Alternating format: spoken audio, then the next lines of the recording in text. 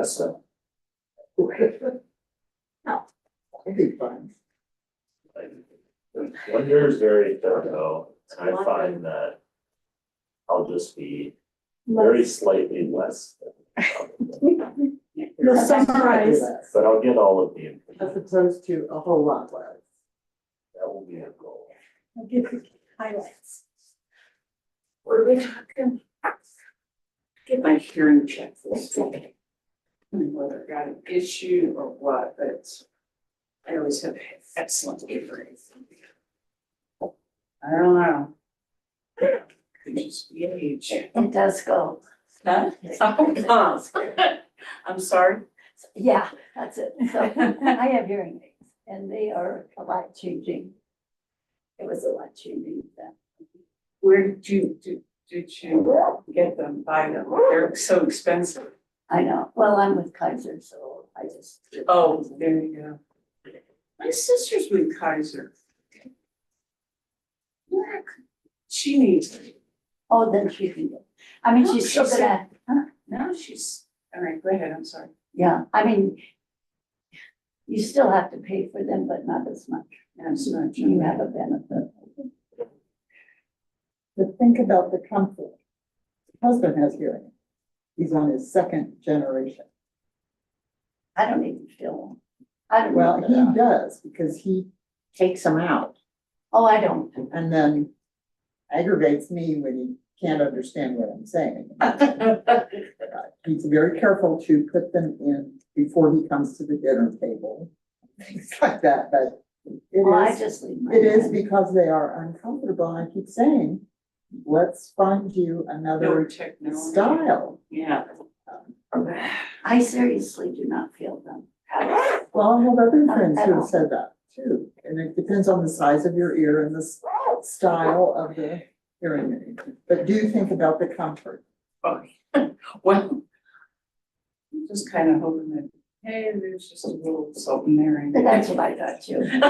Surprise. Gosh, But I'm expecting the other. Anyway. okay, we're all here. So we should get started. Historic Sites and Facility Board meeting Monday, July 13th, 2026. We have our combination staff person over here. Point that out. Don't talk too fast. He's got to do minutes as well. Okay, could we have a roll call, please? Oh, sure. Lou Howard. Here. Margaret Smith. Present. Eva Bechtel. Here. Vice Chair Mike Davenport. Here. Chair Phyllis Smith. Or, sorry. She's Smith. Yeah, I'd already said Smith. That's okay. Thank you. I don't anticipate any public comment from such an empty room. I don't see anyone online, if that helps. If there, anyone have a conflict of interest?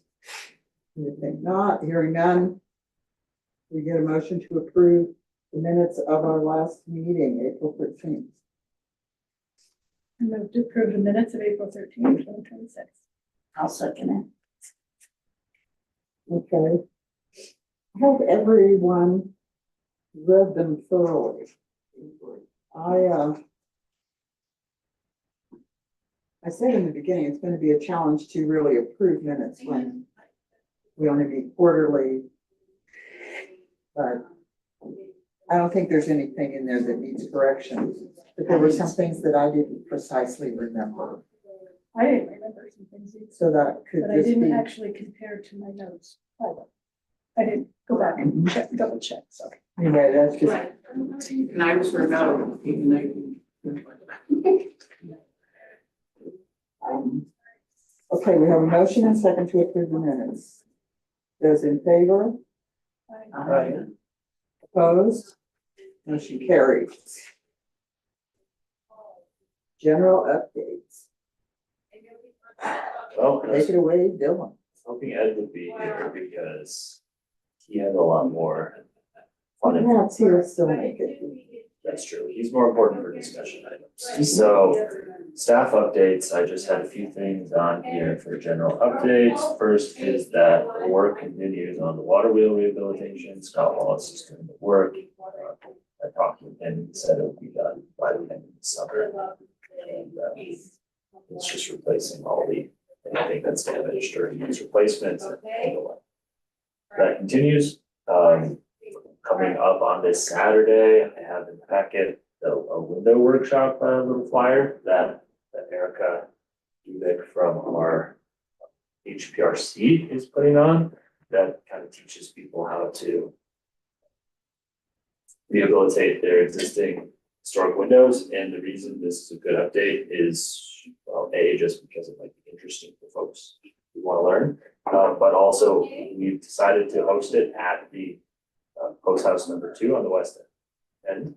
And so that's a good way of sort of using the space that otherwise is just sitting there, but also is in a place where there's a lot of people who maybe see it since it's sort of in the neighborhood with a lot of historic homes.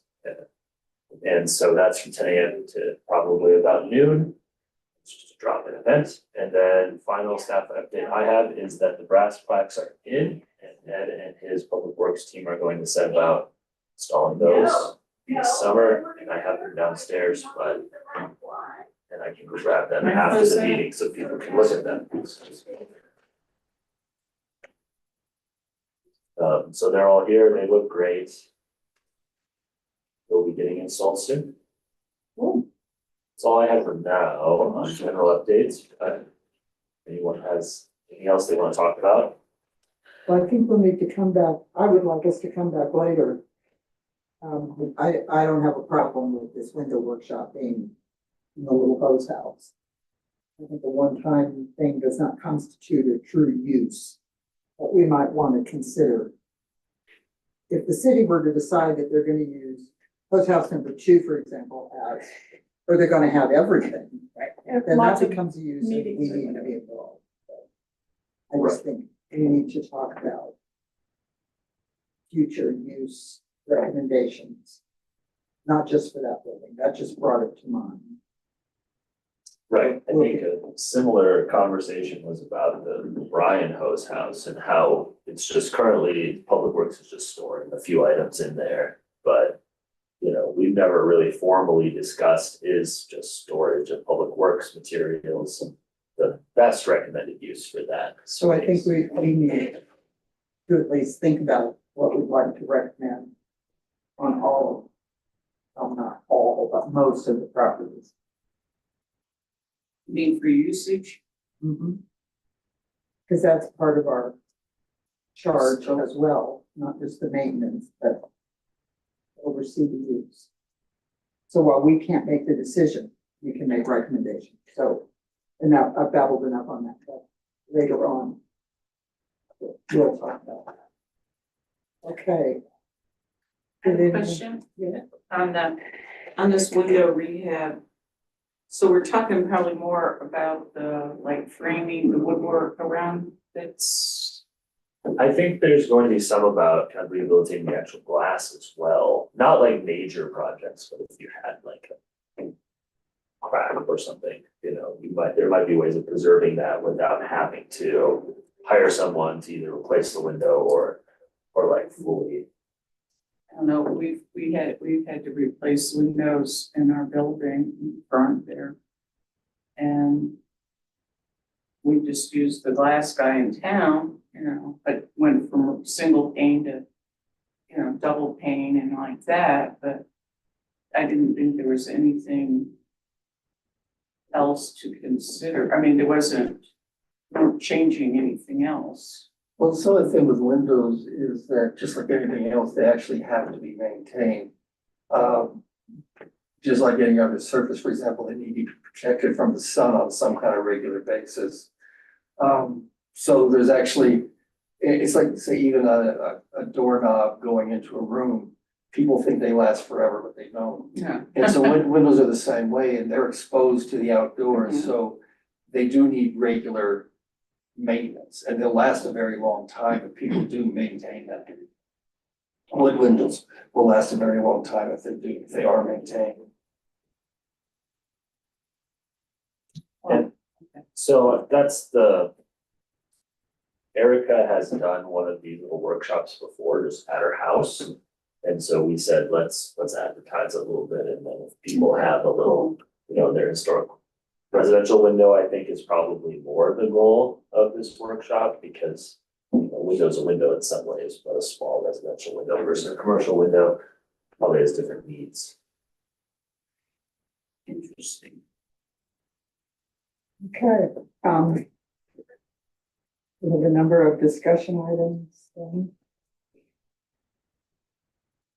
Okay, so, and yes, it's up to you all if you want to go about this a different way, but I kind of set this up with the broadest item first and then worked on specific items. So I think one thing that city staff have had some trouble with, and I'd say this is Public Works largely, but also to a degree itself, is the types of projects or work plan items, things like that, that should really come to the board to be discussed in more detail versus things that are just, like, they're in the work plan, so as Public Works gets them, they just do it, for lack of a better phrase.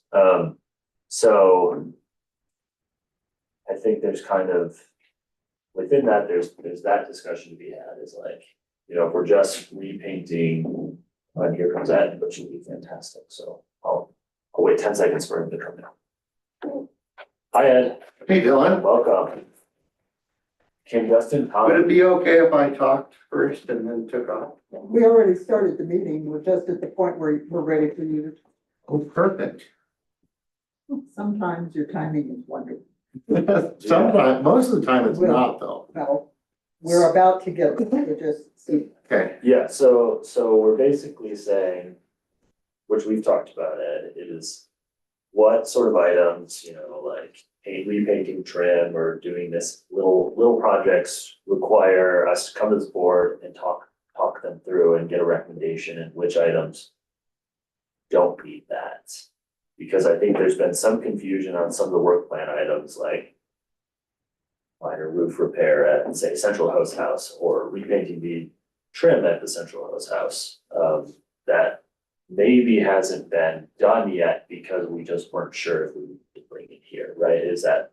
well, it gets a little bit deeper than that as well. So when you go over there and you actually look and see what's going on, painting it is just kind of covering up a problem that looks like it's been there for years. So there's like rotten wood. Now, that's, the pictures were on the inside. Are you saying there's rotten wood outside on the roof? Well, no, it's around the door frame. Rotten wood around the big door. And one of the hinges isn't attached to the building anymore. It's so bad. And then down at the bottom where the water's been wicking up from the concrete, you Okay. can just, Hopefully we all looked at one very explicit picture. You did a fine job thank you. making your case. But we were talking about painting, not the whole thing. What's in the work plan was about painting under the eaves. What you discovered is definitely something we need to know about and probably put in the work plan for next year, but Right. it's not what we already planned to have done this year, so I'm not clear on why you weren't clear whether you had to come to us or not to do what's in the work plan. And when you find other things, that's a whole different story. But to do work that's listed, I'm missing something at that. Right, well, part of the issue came up is because when you go out there and you try to do something simple and you find out that you're just painting over stuff that's not any good, then we bring it, then I'm just bringing that back. Well, and I think it's worthy of discussion, and it might be just a 1-minute discussion on work plan in general. Let's say, to just clarify exactly what's want. Say, for example, library doors, which is on the work plan to be rehabilitated. People have different levels of expertise with respect to what goes into rehabilitating wooden doors. So it's probably not reasonable to suggest that this board would look at the, what an expert is proposing and say that's good or that's bad. But I want to be clear on, if, we see on the work plan, rehabilitate the doors, Ed gets a few quotes, and talks to a few different experts, things like that. Do we want to have that brought to this group for any recommendations, or just as like an update to say, hey, by the way, we're moving forward with the doors? What do the rest of you think before I, what I, If it's if it's been in an approved plan, I would not see that as necessary to come back because project has already been approved. I think when something turns into, okay, it's bigger than that, now, for example, you have to replace the hardware, you have to replace the framing around the door. Maybe there's a middle ground where staff checks with the chair and sees if something, if it does need to be brought to the full board, but I think the idea of having a middle, for things that there's always things we can't anticipate are gonna happen. And I think the staff checking with the chairperson is a good way to say, this is okay, how we'll handle the middle ground of things we had not thought of. okay, first of all, there's a big difference between what Ed was talking about and what he discovered at Central Hose. And what Dylan suggested by using the library doors as an example. So in my opinion, for the library doors, as you said, that requires to do it right, requires a certain level of expertise. Not something our crew, I doubt that you have anyone on your crew that has that level of expertise. I mean, I abstained and refinished things before, and I have a really good idea.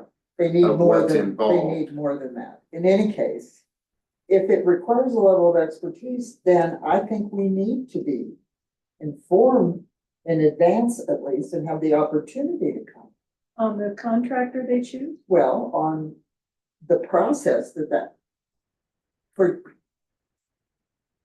I think we're overcomplicating this a bit, but I wouldn't argue do So- it this way versus that way. But I would want to know that whoever has given us quotes, one or however many you have, is truly qualified to do the work well. Do you do an RFP for like the library doors? Is that something big enough that you put out to an? I wasn't going to do an RFP for, Cause that would detail the expectations.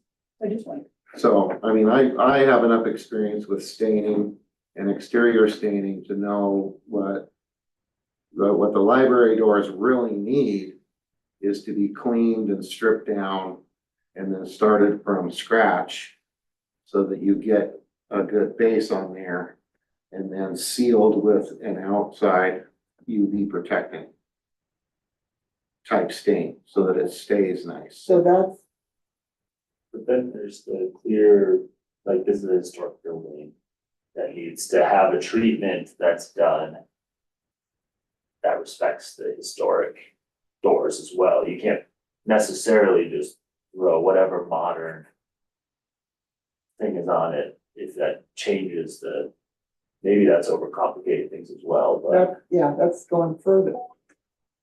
But I don't, in the case of the library doors, stripping completely and staining is what was done to them when we redid the exterior of the library.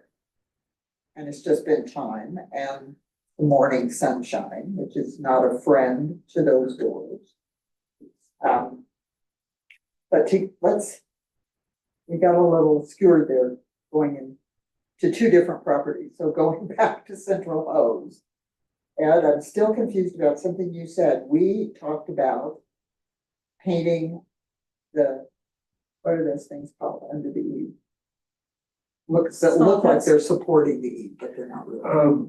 Brackets sometimes.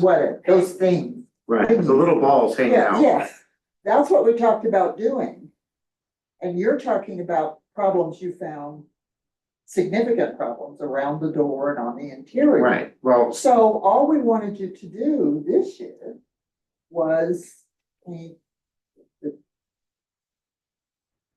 thingies, that's a fine, that's a professional word. Cornice. right, I thought we were getting into the trim as well, around the door and at the base of the door, because all that paint's being laid on. And I think one of the things is if staff or the crew finds a problem, maybe you don't wanna do what was originally approved, because that's just gonna be a waste of time and money this year, and you need to look at, do we need to go further this year, or this is a bigger project that has to be in next year's budget? And I think it's sort of how to create a situation where Public Works doesn't have to wait 2 or 3 months for us to meet.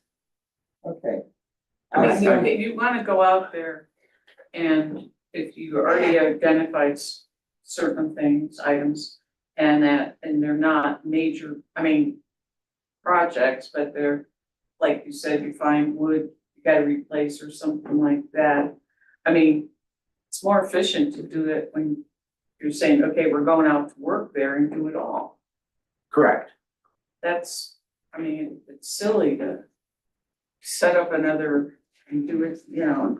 Right, the thing is that we don't know when we'll have money to have a larger project done.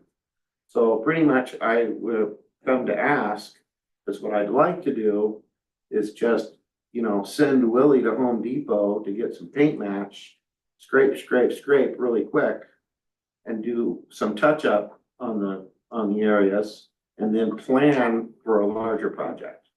And do a little, those little balls up there on the rafters are gonna need some work too. Cause Well, there's all the the- water's gonna run into that and then wick up the board. There's all the interior stuff too, which gets a little more complicated. I spoke earlier when I said what was in the plan for Central Hose House, scrape and paint damaged areas, which is really vague.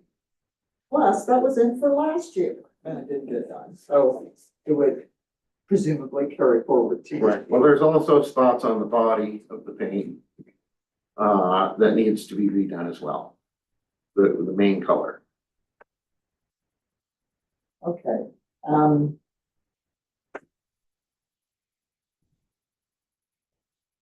what do the rest of you think? My thought when I was looking at his pictures is this is almost like a redo of the rehabilitation work that was done several years back. On the hose house door. Well, not just the door, when you look at Right, the in the posts on the frame. inside, where, as he said, the water's leaking out and rotting. Mhm. But you'll have that. Wood is continually wet, and there's not a lot of good ventilation through that building either. Right, and usually when you're doing something like that in modern times, the framing and the pieces of wood that you're using are pressure treated lumber. Which you can do that and paint over it to where it looks historic, but it's gonna be a piece of lumber that is gonna last. From the approval for historic work, HPRC is only concerned with the exterior. So those interior posts could be done without needing the kind of approval you would have if you wanted to change the color, well, not the color, change something on the exterior of the building. So, I do think it's important to stop the damage from continuing for another year. I agree with Margaret. Once you figure out this is really a new project, and that needs to be done. Just to do the whole thing. there is, But- my assumption is that there is not money this year for a more extensive project. Would I be correct? Do you have a rough idea what the additional money is? So I have a quote for 18,000 to paint the whole, everything. But then how much would the interior restoration work be? Wait, I don't have a quote on So that, it's gonna be, But it's that's what, gonna significantly be more. way upwards of 30 grand, Most combined, likely, yeah. interior and exterior. At It least, is what it things is, are way Margaret, more don't be proud expensive. at the price. Things are way more expensive than they used to be. Oh, yes. And I mean, certainly, like interior restoration work is not budgeted for 2026, so it would have to be budgeted for 2027. So is this other work include stopping the the rotting and would include taking care of whatever needs to be taken care of to stop it from progressing? Well, like Phyllis said, it's gonna depend on what the HRPC lets us do. Well, Alright, it's- so if it's a painted over piece of lumber, I don't see any reason why we couldn't do like the bottom plates or make the doors out of pressure treated lumber and paint over it. okay, before I address that, your $18,000 bid, you said is for painting the whole thing. And Margaret was asking, does that also include making some of these repairs? No, No, okay, there's your answer. Even, so like, if Willie does what you first said, just gets some, whatever, right, just so that it looks nice, and just does that, that's not gonna be expensive. not particularly expensive. But it would stop Yeah. the deterioration to a degree. Well, to a degree, but it also covers up the condition of the wood. So you're not gonna be able to tell how bad it gets. It'll be out more like an out of sight, out of mind, situation. And, But as long as we stay focused, we'll understand that that does need done. and I think that puts it into a situation of, what do you do that will get us through one more year, knowing there has to be more extensive work done next That's year? what we were just saying, yeah.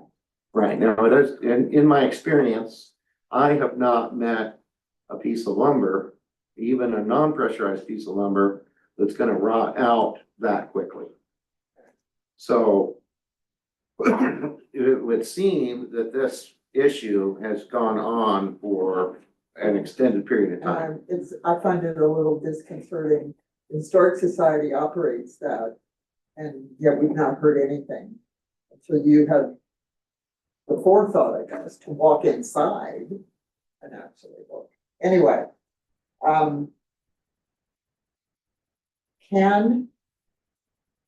your $18,000 bid is for painting the whole thing, the tower, The body, The the building. trim, everything. okay. But it's not for replacing any wood, it's not even for fixing that loose hinge, Correct. okay. So we'd be painting over wood that we know is rotting. Down around, because that's built kind of on a slab, so there's no. It is. It looks like part of the improvement they did is they did the rock. And they put a- And then some of the they put concrete swales. skirts so that the water will attempt to roll away from the building. And there are swales on either side, but they get snow removal, takes them away over a period of time. So the bid for painting, you have money for that this year? Yes? I don't think so. The You only got 18,000. one bid so far? Do you plan to get additional? Not unless there's actually money that can be spent on it.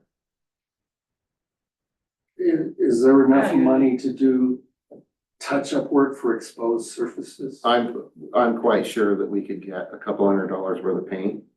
And then when the guys aren't busy, to run over there, scrape, and then just make the building look nicer. To get us to next year? Yeah. And that's presuming there'd be money for it next year, but we'll think the good thoughts. Now the door, which was real like the library door, when I was over there. Let's Well- stay on Central Hose until. we Okay. think. I know they're right next door, but still. Well, my thought would be to recommend that they do the minimum, what Michael just asked about. Partially cosmetic. And at least where wood is rotting, the paint is off of it, so you've also got bare rotting wood and a good coat of paint. maybe with an undercoat, maybe 2 coat, would at least help protect it. Yeah, so like typically you wanna put on a good prep Front. level first, Yes. in order to protect the wood and then paint it afterwards. But again, that's still touch-up work. Yeah, But that also would come into account with doing it right from the beginning. So the bottom piece of the board where the end grain is, that's what soaks up the water, right? And so that's what's touching the concrete. So unless you can paint between the wood, between the concrete and the board, which you can't reach unless you take it apart, water's gonna continue to wick up into that I lumber. understand, but we're also looking at the aesthetics of how the building looks. Right, I think all these more extensive repairs, potentially replacement of some wood, is a much bigger project and hopefully could be budgeted for next year, but we need, a specific, You need a dollar number. well, we need an RFP. Or what would be in an RFP, the list, the specific tasks. So you toured it once with your handy dandy camera. yep, Would you mind touring it again with a pencil and paper and make a list of, you took some great pictures of the bottom of support posts that were right. Where in the building is that? I mean, to be a little more specific, okay, and the doors and the hinge that's loose. So that we can, you can then get a bid on it. We can hopefully get some money budgeted next year. And so like for each of the pictures, which again, it was a good set of pictures, to say, where's the specific location where this picture's been taken? And then specifically what it is you think needs to be done. Not just this year, but next year in terms of fixing the problem. okay. And just, it just need to be briefly stated, not Yes. brought out, but Just- just tell us what needs to be Yes. done. And this year, go get some good undercoat or kills or something. And then match it as best as possible, the paint colors. I mean, I can make it so that it at least looks nice in the And interim. that's, yeah, And keeps it, I'm not convinced that even painting kills on it is actually gonna save anything. no, we're not talking about saving. we want to, Or have it last any longer, no, we want to get it budgeted for 27. right, We're talking about making it look better, right. not be better. There's the Perfect. distinction made. Then Okay, we're on the same page. Are we addressing at all what's causing, I mean, it's the other committee that is responsible for mitigating the moisture getting inside to begin with? If you make changes No. to the physical changes to the building, that's where HPRC comes in. Right? yes, So for example, if you wanted to take that a window out and replace it with a modern window, that's something HPRC is definitely gonna Right, have a say in. If you're making repairs, and I always use the example of, if you wind up putting, if the window winds up being more than half wood putty, it's probably okay to replace the wood. yes, for sure. And that's sort of recognizing what the situation is do you need to replace some wood, or can you repair the wood that's already there? well, my question was more to what you were saying, they had the exterior so that the drainage went away from the building, right? Well, And now because of, excuse me, snow removal or whatever that Whatever. is, you don't have the same. So, probably the drainage is not as efficient. as it right, was and intended to. so in addition, don't we, which whoever's responsible needs to address that? It's not. Well, I would say definitely yes. If it's a drainage problem today, it will be a drainage problem And it next will- year and the it year will after be that. a continually worse drainage problem, but in terms of what we want to do, Ed's gonna note his pictures so that we have a more specific list of the work that needs to be done, interior and exterior. So we know the extent yes, and potentially what it, but my thought is, I wonder if architects, Kane Architects did that project. And they designed this, the swales on this, the drainage and all that. And also all the inside stuff, and I wonder. I never thought I'd say this, I wonder if we need to have them involved again with this level of. The picture certainly made it look like an intensive need for repair. I don't know. they may be willing to look at it without much cost, given that it's their work how many years later. If we're not changing it. I guess I'm just throwing that out there because it went through my mind and therefore it came out my mouth. I think it's maybe no more Gotta be than, careful. yes. It may be no more than that, but this is not going to be just a little, something that council approves to fix everything. It really does need to be a lot more in the proposal and what you give to whoever's gonna bid on this. Really needs to be a lot more involved. Detailed. And I think bringing in a professional, whether it's an architect, even though I'm an architect, I would still say bringing in a professional is probably a worthwhile investment, even if it's just a few hours of time to say, assess this problem and tell us if something more is needed here than we think. So I think that's a worthwhile thing to do. Well, that, in theory, could be done yet this year, so that we know how much. So that if there are additional things, you know, this is what Ed Son took a picture of. Yeah, but did he look at this behind it? Kind of, I yeah, can't something, behind it without. taking exactly, stuff but apart. they more likely would know. They might need to take things apart and they'll. Looking things hard would be most challenging. It might be. That's why they're the professionals. Yeah, well, that's why I didn't take anything apart. Well. I don't wanna take it apart and leave it You apart. shouldn't, It's your guys' Okay, building. I don't so- wanna tear into But it. for this year, we only have this much money. So should we use that money and get done what we can to make it look better? yeah, well, I think. We talked a little bit ago. About just doing the Home Depot run and. Couple good thick coats of paint and. The aesthetic street. How it looks from the street. Because that's all we can do, if we do anything, right? That's all we have money for. this That's year. right. Do we So, know where we are financially though for this year, how much we've spent and how much we have to spend, and those are the questions too.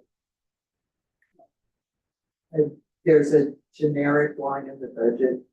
So it's the facilities projects or something. I don't remember what's left. Anyway, so for now, Ed, to do the painting, and I'm doing the speaking here, but if anyone disagrees or can amend what I'm saying, please jump in. To do the touch-up aesthetic, make it look nice from the street. And then also to go back in and document more specifically each of your pictures. Okay, And this touch-up would include scraping and sanding as needed and a prime coat. That all sounds good. But that is based on a run to Home Depot. Yeah. That's all. That doesn't have to be. they may have a nice exterior paint too, that's paint and primer in one. And then we can just kind of do it quick also. I tried those at home. Do they not work? Do they? I wasn't as happy with Yeah, I'm not either. thinking I would They save say time. it's got primer, Right. but I always still Seems the same prime number of and, folks. yeah. Plus two codes. Gonna protect more than just one. No matter what it is. One is good, two is better. Two is way better for now. Okay, So wasn't the question, I mean, the specific of this, Dylan, what is to, at what point does staff bring things to us to? That's where Was I that was- part of all that's where I that? was taking us back to. Okay, Phyllis, sorry. And this is a good example of both sides of the coin, I think, the central house, right? Because if it was just the painting work, that wouldn't really need to come back here. It's in the work plan. We should have just done it last year. But since now we've identified all these other potential issues that need to be addressed, that sort of overarching thing that's outside of the purview of the plan should really come back to determine, course of action. Clearly something on any of the properties. If staff or the crew discovers something that's worse than we thought, or there's, hey, did you know about this? There's this whole other problem we hadn't even considered. Those things need to come to us. Regardless. But if there was an emergency repair, of course Well- you guys would do that. But they would also then come back to us Correct. as soon as possible and let us know what they did and why they did it and. What really needs to be done. Then. How soon, I mean, can you give that more detailed? Is that something you can do fairly quickly? I can get started on it right away. Okay, all right, so what's the plan to go with that to what? We can't wait 3 months. It seemed like that should be able just to go ahead. Unless he finds something much more serious than what we've already talked about. What do you mean, go ahead? Yeah, I don't, To proceed with the touch-up work Oh, right, right. this year. I'm not, yeah, I'm not talking She's about talking that, about but documentation for the larger. yeah, It- that's, It Because we seems can't like, do anything about that this year. as long as it's not holding up staff, it seemed like that could wait for our next quarterly meeting. Yeah, Because we can't fix it this year. we can't do anyway. it, so. And the city Okay. is still in its budget process at our next quarterly meeting. okay. So So we can do You I'll do have the touch-up work. you have 90 days, don't take that long. Well, I guess that's, I mean, that's, instead of waiting to see the results in 3 months and we're all like, okay, what was it we were talking about and whatever, I mean, can't we look at information ahead of time? I mean, and still, I don't know, these things take too long to suit me, so. They take long. I mean, it's like, Welcome to government. But no matter what. I know and I hate it, it's like. Well, I don't think anyone at the table likes it, but No. it is what it is. But to that point, though, it's like, okay, then, I don't know. I mean, we're not even saying do possibly, if we knew the scope of this expanded work and what needs to be done. I mean, perhaps there is money, we don't even know what money we have. I don't know. There is, It's there something more- is some money. If something more serious were founded that needed attention soon, couldn't we just have a special meeting? Of course we could. We could do Zoom, we could come in here. Yeah, I guess that's. We are what I was required to trying meet, quote, at least quarterly. Is what the ordinance. Okay, So I think that's that would, good. that would be the way to go, to proceed as quickly as possible, and then if we need, we have a special meeting. I But think that's a good idea, I but, don't think we need to approve the bid. That's administrative staff and all the budget inner workings. So I think we need to be the ones to say, this needs to be added to the work plan for 2027. And I'm not sure whether it's sufficient to tell Andy that, or if we need to come to council at a work session, I'll find out. But I think it can wait a quarter because this is Ed's busy season. We have to remember that too. You have a full crew? Allegedly, yeah. Well, all I'm saying is that it would be good for us to be able to beforehand kind of have that information as soon as, can. We can mull it over and see if there's, so in a quarter or whatever you want, however, then we could say, okay, well, because it would seem like there'll be maybe some assessment that we have to do possibly and all that, so just taking Ed's information may require more. You're saying you'd like to, you don't want to wait till 3 months from now when we get our next packet to look at this? You're wondering if we couldn't get it a little sooner? Well, But to look at, yeah. not to decide about. Well, like what you just said, we could do, But there, I don't, There's not money to do it. I don't think So it's doing that it ahead of urgent, time isn't because we gonna help. still will meet again in, Unless there's some surprise money somewhere. oh, And we're yeah, hold always your breath hopeful. on that one. And we're. okay, all right, So whatever. if if we can look at it soon. Yeah. And study it over ourselves, that's between Ed and Dylan and how soon Ed can get it done and Dylan can share it with us. Right, I mean, I could give it to Dylan and then Yes, Dylan could shoot it out to you guys. that And then could if be you even- wanted to there in a might be month. questions. see what your questions were, and then if you guys wanted to even do like a site visit to see, what is it that Ed's trying to say here? Well, I Yes, think say Ed's- this all here. I think Ed's pictures were explanatory. As I said, Right. very good group, Well, I like what send it to Dylan and then, but there's no reason for us to have a special meeting. no, okay. Right, well, it would help me be able to put together like a really good RFP, Yes, especially if I had this guy's, architect guy's input, maybe. And a really good That's- RFP so that's that we between you get and him. the scope of everything encompassed in the. So if we get it to look at, perhaps well before our next meeting. I'd rather watch a movie on Prime Video, but if that's what people, people want to study those things, then they certainly can. But in terms of taking action on it and voting to make a recommendation or whatever, there's no need to do that before October. That's still budget season. They won't adopt that budget until December. So we still have time, and I will find out how we appropriately recommend amendments to the preservation plan.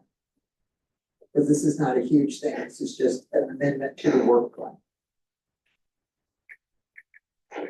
Now, back to the more general question, please, without focusing on the library doors, talking about all the properties together. As I said, it seems when something is discovered that unanticipated or more extensive than we thought, then it needs to come back to us. That, do you all agree with that?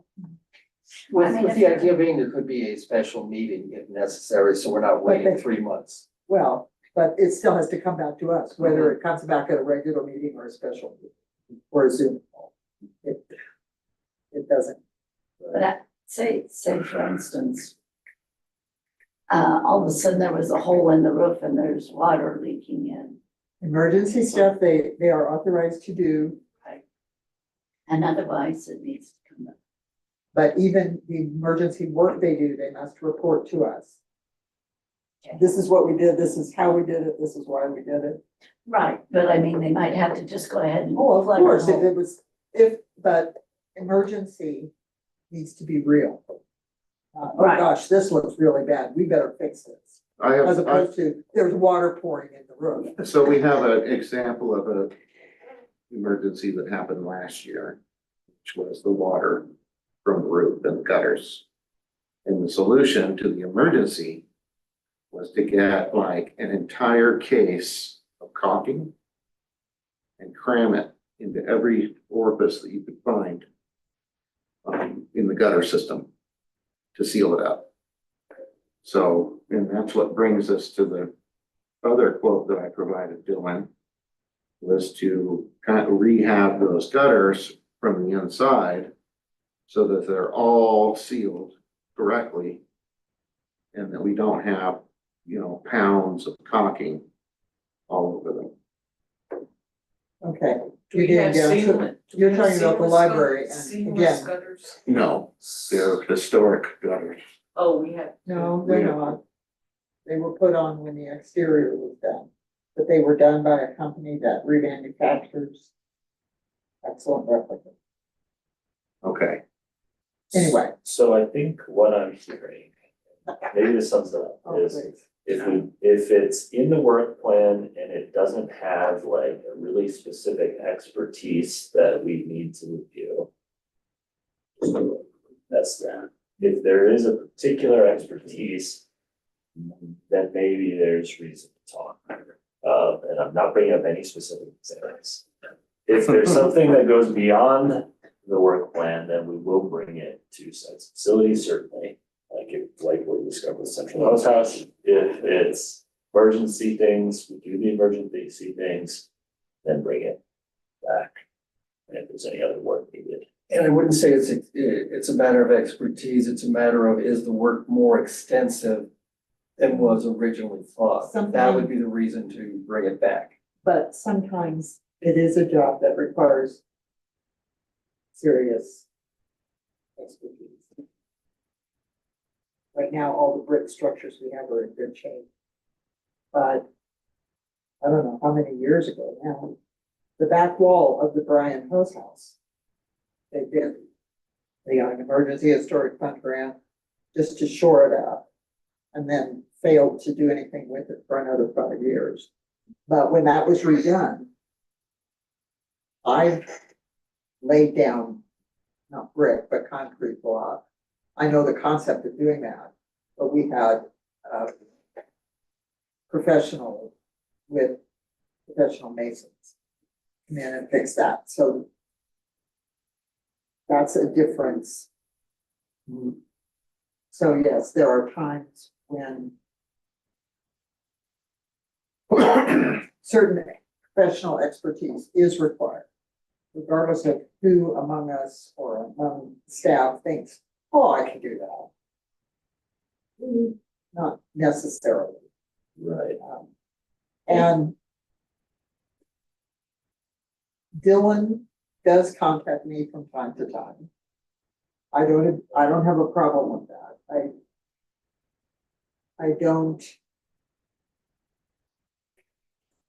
I don't think it's appropriate for the chair to always speak on behalf of the group.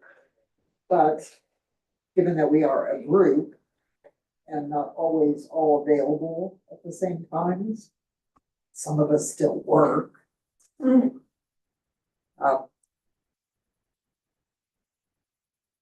I think a question, what do you think? Is this something you can have the guys do, or they can just hire so-and-so to do it, or is this more involved? To run it by me, and if I am not sure, I have no problem reaching out to all of you by email. Just for input, and when that happens, hopefully I get a prompt response. So I think that's clearer than we were before, certainly, right, Ed? yeah, sure. And there's some things like, you know, the train shelter, for example. You wanna, even though it's just in the work plan, like design, train shelter, construct shelter, like we'll bring that in because there's more elements to that than just maintaining an existing building. That's like a new building going on a site. Like clearly that's something that goes to sites and facilities before it. so I would say, if there's any doubt, the first response should be to have Dylan reach out to me. Yeah, that's a good way. Any doubt, just And what's if I'm what's not that take? sure, you may all get a notice that we're having a special meeting, I'd like that. or Zoom, or whatever. Depends on the urgency. We just found this, and it's not gonna last another year, and yada, yada, yada. whoever follows in that sense. So all that talk, does that help at all? Sure. Everyone feels good. It helps. We're all gonna have a hug and. Yeah. Um, Kumbaya. I love it. Okay, good. Yeah, definitely helps me. The one other thing I wanted to. I have some direction now and that's great.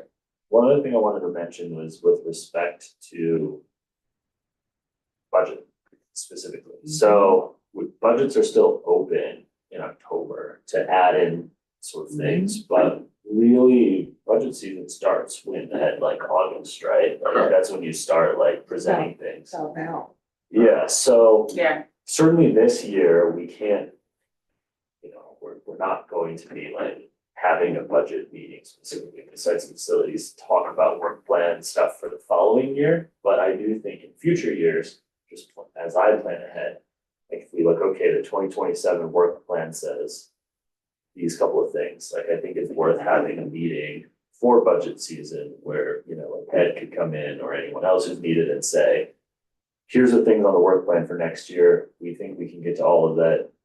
Is there anything else to sort of add? and we did that last year, in writing, while Andy came to one of our meetings. Right. I don't know that we have anything like a special meeting. I think this year it's pretty clear. There's quite a few things that did not get done in previous years. So those should be budgeted for 2027. 2027 things should definitely be budgeted as well. In October, perhaps we could have a discussion item on saying like, what's the likelihood we get to X, Y, or Z, things like that. But that's a little late, Yeah. and July's a little early.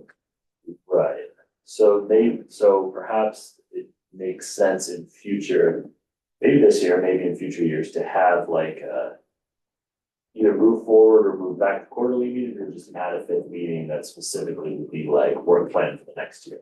In July isn't really too early for us to talk with the No. staff so that they are Right. prepped. for But the it's, budget. it's only halfway through the year, we don't know what's gonna happen, in the other half that's gonna Well, need our attention. That's, yes, That's what I becomes meant. critical. It's Right. not about the administrative side of it, it's Okay. about the functional side. Yeah, and I mean, there's a lot of things, certainly we should know, because it's building, other than kind of emergency things that deteriorating quickly, we should kind of know. These are things that need to be addressed so we don't get to a central house situation, like the deck at City Hall, for example. We know there's some issues there to be addressed that we could certainly know in July. And at a staff level, haven't you already started talking about next year's budget? In July, I'm, Not exactly. No. Well, maybe it starts more there's like. two parts to the budget discussion, Michael, they have to figure out their revenues I'm talking to first, myself. before they figure out how to spend it. Because some cities actually do start earlier, but that's okay. We have started here as early as July. I don't know what they're doing now, but I do know you gotta know what your revenues are gonna be before you can think about what your expenditures are gonna be. there's no law against starting to talk about it, right? They could start in January if they wanted, but it'd just be. But on this side, his concern with revenues isn't that. It's how many projects do I need to move forward for? And like you said, he's already thinking about it. And I think what Dylan had suggested sounds like that would work. Yeah, sounds great. Right, and the ability to find projects to do is the easy. But it Because has there's to, lots of broken stuff but it everywhere. has to be, it has to happen. And again, going back to what we said earlier, if it's routine and it's in the plan and it doesn't require remotely any kind of specialized skill, do it, get it done and move on. Just, be nice. Let us know whether you come to a meeting yourself or whether it's through Dylan. That you got it done. We'd like to know, for example, when all of the plaques, when you get them all done, to report I all the think you're plaques in are, Dylan's office, right? all, Sure are. I know, but when you have them all done, not one by one, but all of the plaques have been. This is gonna be an amazing meeting. I hope they all are. So I have a question out of Dylan's report, the last paragraph under new business. Establishing a list of priorities at the beginning of the year is recommended. Well, we've already done that in the plan, so you lost me on that paragraph. Well, I think it would be helpful. Maybe it's not, I think it's helpful for staff to confirm. I mean, I think that nothing else is coming, I don't know, it's. Many boards have like, they use their January meeting to look at the year ahead. Just sort of review, this is where we're at, this is what we think is gonna happen. Well, and as an example, cemetery work plan, you know, if we had that work plan in place, then we probably want to discuss, oh, yep, that all makes sense, because now it's more specific than what it says in the work plan. Now we're actually getting down to, here's what the maintenance for the year looks like, as opposed to just the general continue to maintain all the buildings, you know, if they say, well, you know, it's not on the work plan, but we noticed there's some painting work that needs to get done, whatever, and we're gonna do that this year. Maybe you all don't care and you don't. It's not that we don't care, Dylan, but I do. We've spent a lot of time today overcomplicating. I would prefer not to overcomplicate. Are you saying, for example, when you look at the plans and you read down whatever column for whatever year, that we should look at those and prioritize them? No. What am I? See, it just confused me when you said prioritize. So that staff could know what they were supposed to do, and my first thought was, can't they read the plan? Well, maybe we can't do everything. So Well- then you have to prioritize what gets done. Right? Like, Well, if let's that- say we say we can't do the engine asbestos. We're just not gonna be able to do it. We don't have the funding. It's in the plan. It's not gonna happen this year. Like, we know this. But we can get to X, Y, Z other things. And is there anything else perhaps in 2028 that we could just address now and then we've solved a big problem for the future? That's just off the top of my head, a reason why we want to do it. And our last meeting of the year is October. And the city doesn't finish its budget until December. So that would be a good reason to look at, okay, what did the final budget, how did it turn out in terms of what we hope Well- to get done? It's also true that by October, while we will still have good weather days, the bulk of Ed's project time is gonna be passed. Because his crew gets most of this kind of stuff done in that. But they're doing it now, the summer. I think another thing that perhaps is me being cynical or pessimistic. You look at the work plan for 2025, you'd say, well, most of these things weren't done. Perhaps, you know, you could say that for a lot of these sites, right? The one we've just talked about, the one we'll talk about next. It's probably a good idea to remind staff, who all know how to read, that, hey, why haven't we gotten this done? And like, what's the plan for doing it in the new year, since you're now a year behind? Well, Cause I don't do any of the work myself, right? Like, that's the thing, I You can just- pester Ed Yes, forever about it, but, and Andy, but.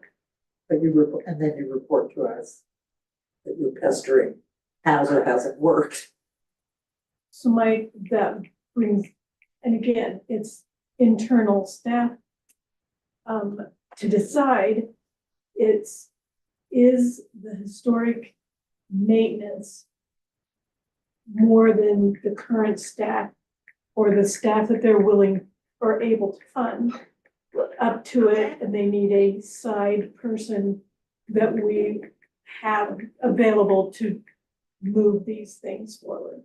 It seemed like when we were appointed a few years ago, that they wanted to make sure these things got done.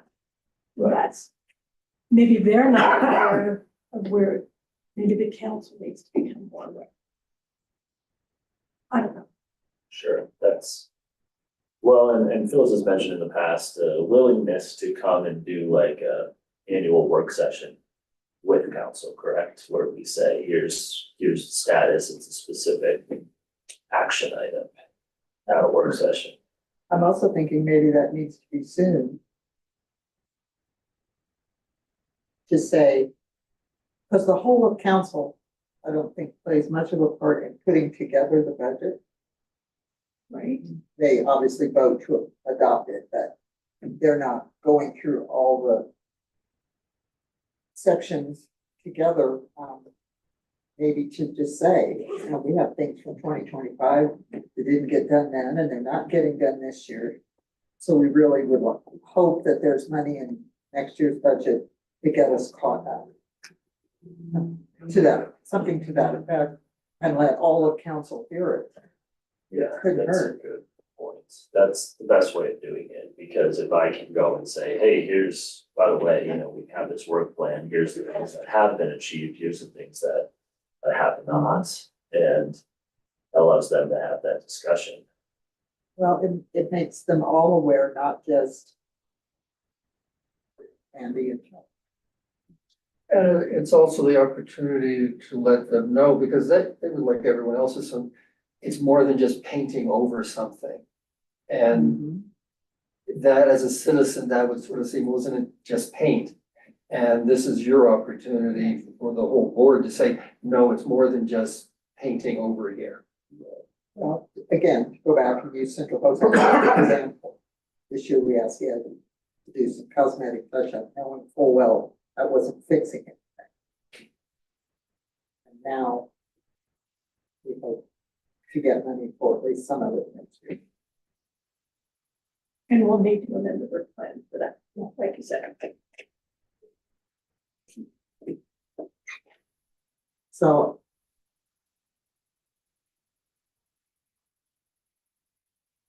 I still, you know, I understand what you're saying, and I think maybe I understand what you meant in that paragraph, but we start the year with our priorities. So maybe it's later in the year rather than at the beginning of the year that we review those priorities, maybe like at this meeting, halfway through the year. What's the, oh, I'm sorry, go ahead. Well, that just might be more effective, it Right. seems to me. What's our feedback loop? Maybe I should understand this, but from, we say, here's what needs, you know, is in our plan for the year. And what's the feedback loop on status of those things? Is that through the reports, like, Yeah, That- hopefully. pardon? Hopefully, that's how we, like I was saying to Ed a minute ago, when he finally has all the plaques out, it would be nice if we all were advised of that. But we don't need to know everyone, so that's our loop, and if, you know, to use that same thing as an example, and I'm not saying that this would happen. If it got to be December and we hadn't heard anything, to say, hey, what's up? Why was, Well, there should be some more established. I mean, this is fine, he's gonna, you know, what we're asking, but on any given project or whatever, what is, well, I think the bigger projects might be treated differently. Um, There's a world of difference. You know, when we get into the full re-restoration, that word, of Central Hose, that's a much bigger project than staining the deck out here. And I think So I don't think we need the same level of feedback on both. And nothing is gonna be as precise as you were imagining, because it just don't work that. And there's really two feedbacks. One is Dylan as staff person right, reporting as he did this meeting. And secondly, when we do our next updating of the annual plan, that's the real big check that occurs because we're going out there and looking at the buildings again. So I get your thinking back to in your working life and when you had these big projects and everything was very formalized. Status, well, yeah, Well. status, I mean, like, I don't know, who's got central hose? Who's, Oh, no, nobody's got it. We all have it. we all have it, Yes. okay, I did, all right, Rita had it for the plan, but that's not I perpetual. didn't know if it was the responsibility No. then of that person to follow up. No. Okay, It's on all of us, all the properties. okay, All of That, us. that was just for the. That was just to begin. That was just to divide up the load. okay, that helps, it clarifies that a little bit there for me, okay. All right, well, Central hose that you guys are referring to is the one that's next to the library. Yeah. It says firehouse number 1 Uh-huh. on the, up over the door, so it's Yes. the same. Yes. Okay, Okay. just clarifying that, Good to clarify. because it doesn't say central hose. Before you go off and paint something else. Good point. Paint over that and put central hose, no, then it'll be less confusing. All right, that's confusing. Question. I think maybe July agendas going forward should have something like project status review or something, words to that effect. And that should just be on every July. And we would invite Ed to join us every time.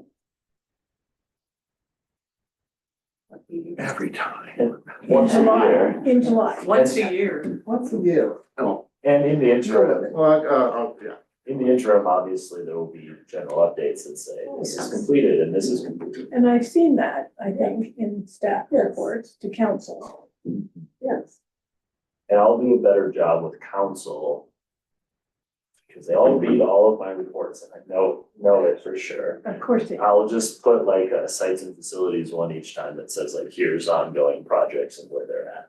And then that kind of keeps people in the loop I think of I it like as ahead planning of a work an session. HPRC and they, not so much sites and facilities.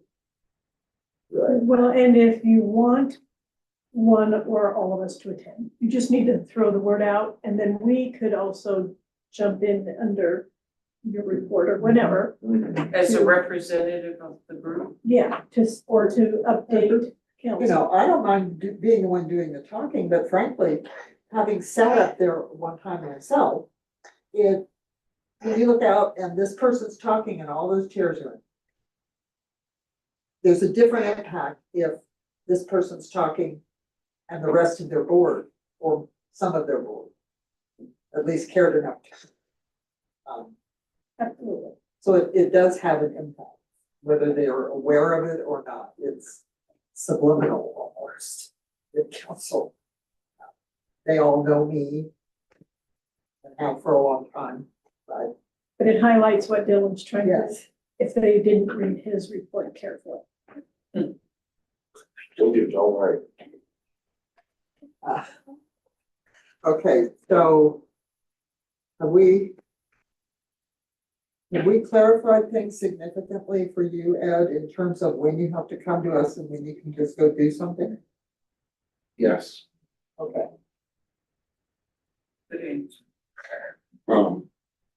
So that clarification on doing something. An issue with the library and gutters is that that temporary fix was made with the caulking. And I have a quote to seal the inside of them up. And if you guys had any input on sealing the inside, it's like a 3-step sealing system to seal up the inside of that gutter. Also, on the north side, it's been dripping, and then you can see a spot on the bricks where it's been dripping for who knows how long. and it's starting to wear out the masonry. That there's a low point in that gutter. Maybe it was unavoidable when they built it. But there should really be a downspout put in that location so that the water has got somewhere to go. First of all, I'm not doubting anything you say.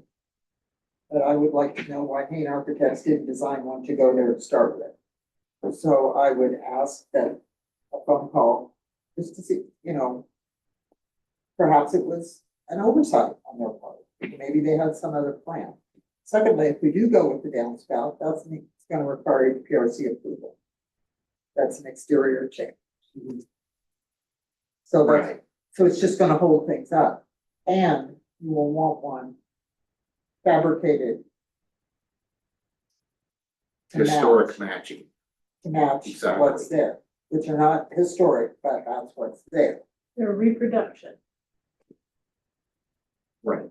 But they were fabricated, I don't remember the name of the company. But the city probably knows. Hopefully, Oh, the city could dig in that room and find it. Right. Main architects are more likely to It's know. probably in their accounts payable system. How long ago No, we because we paid talking? Spectrum, Oh, these are all subs. I see.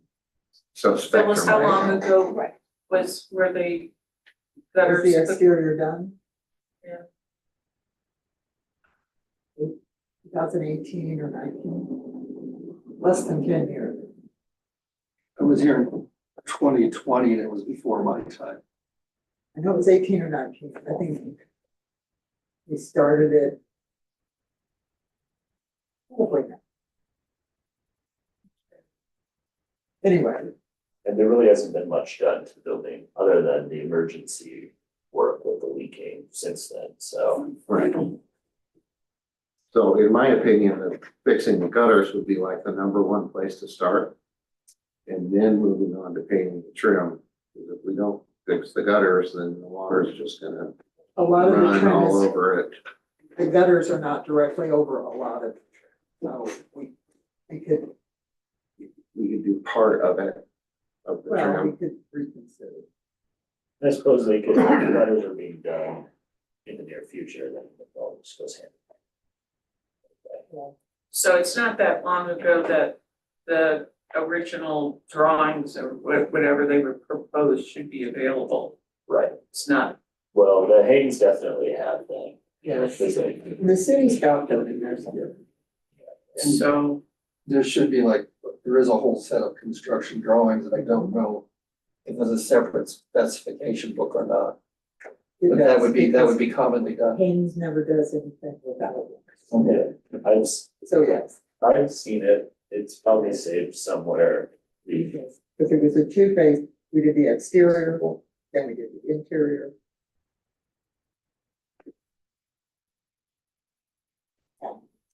Anyway. well, it needs to get done. Yeah. So I would do the gutters first if it was like my house. And then get on with the trim. Yeah, yeah. That on the face of it makes perfect sense, but if you are going to, you have a bid for this? The Work on gutters, yes. You said. Out It's of incredibly curiosity, expensive. out of curiosity, how much? You have that? Look at us in the coating on the inside. It's about $17,000. but 17 or 70? 17, 17. 17, and that would include the new downspout, which I would guess we could also omit from this work till such time that we determine, like, if we wanted to move ahead with the gutters and thus the trim as well, like, we could move forward with that still and then add downspout later. Because we need HPRC for the downspout. We need to know the design, find the, And architectural understanding Well- of why. And I can reach out to them today, so maybe it's not an issue, but but I do know that these downspouts that are there were fabricated. They look significantly different than standard. The box on top is the big. Anyway, And is the gutter work, is that emergency repair or was that part of what was in the Haynes plan? not in the front.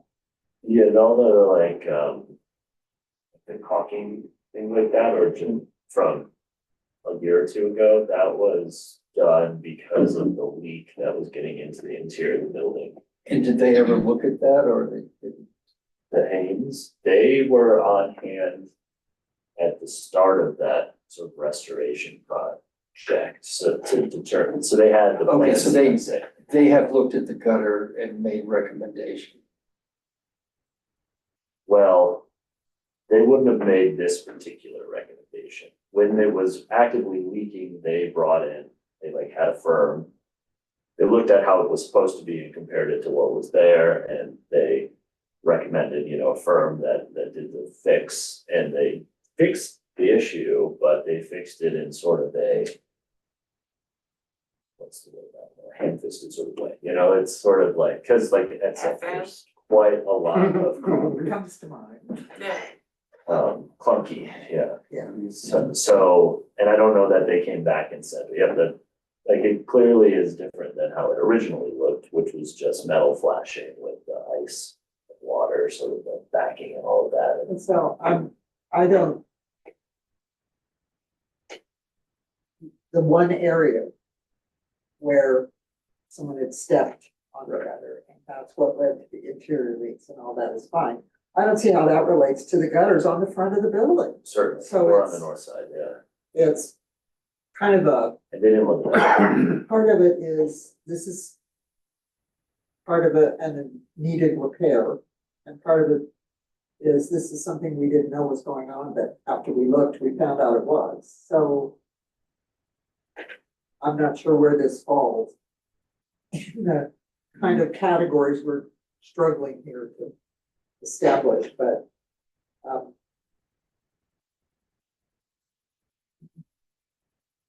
fixing the gutters.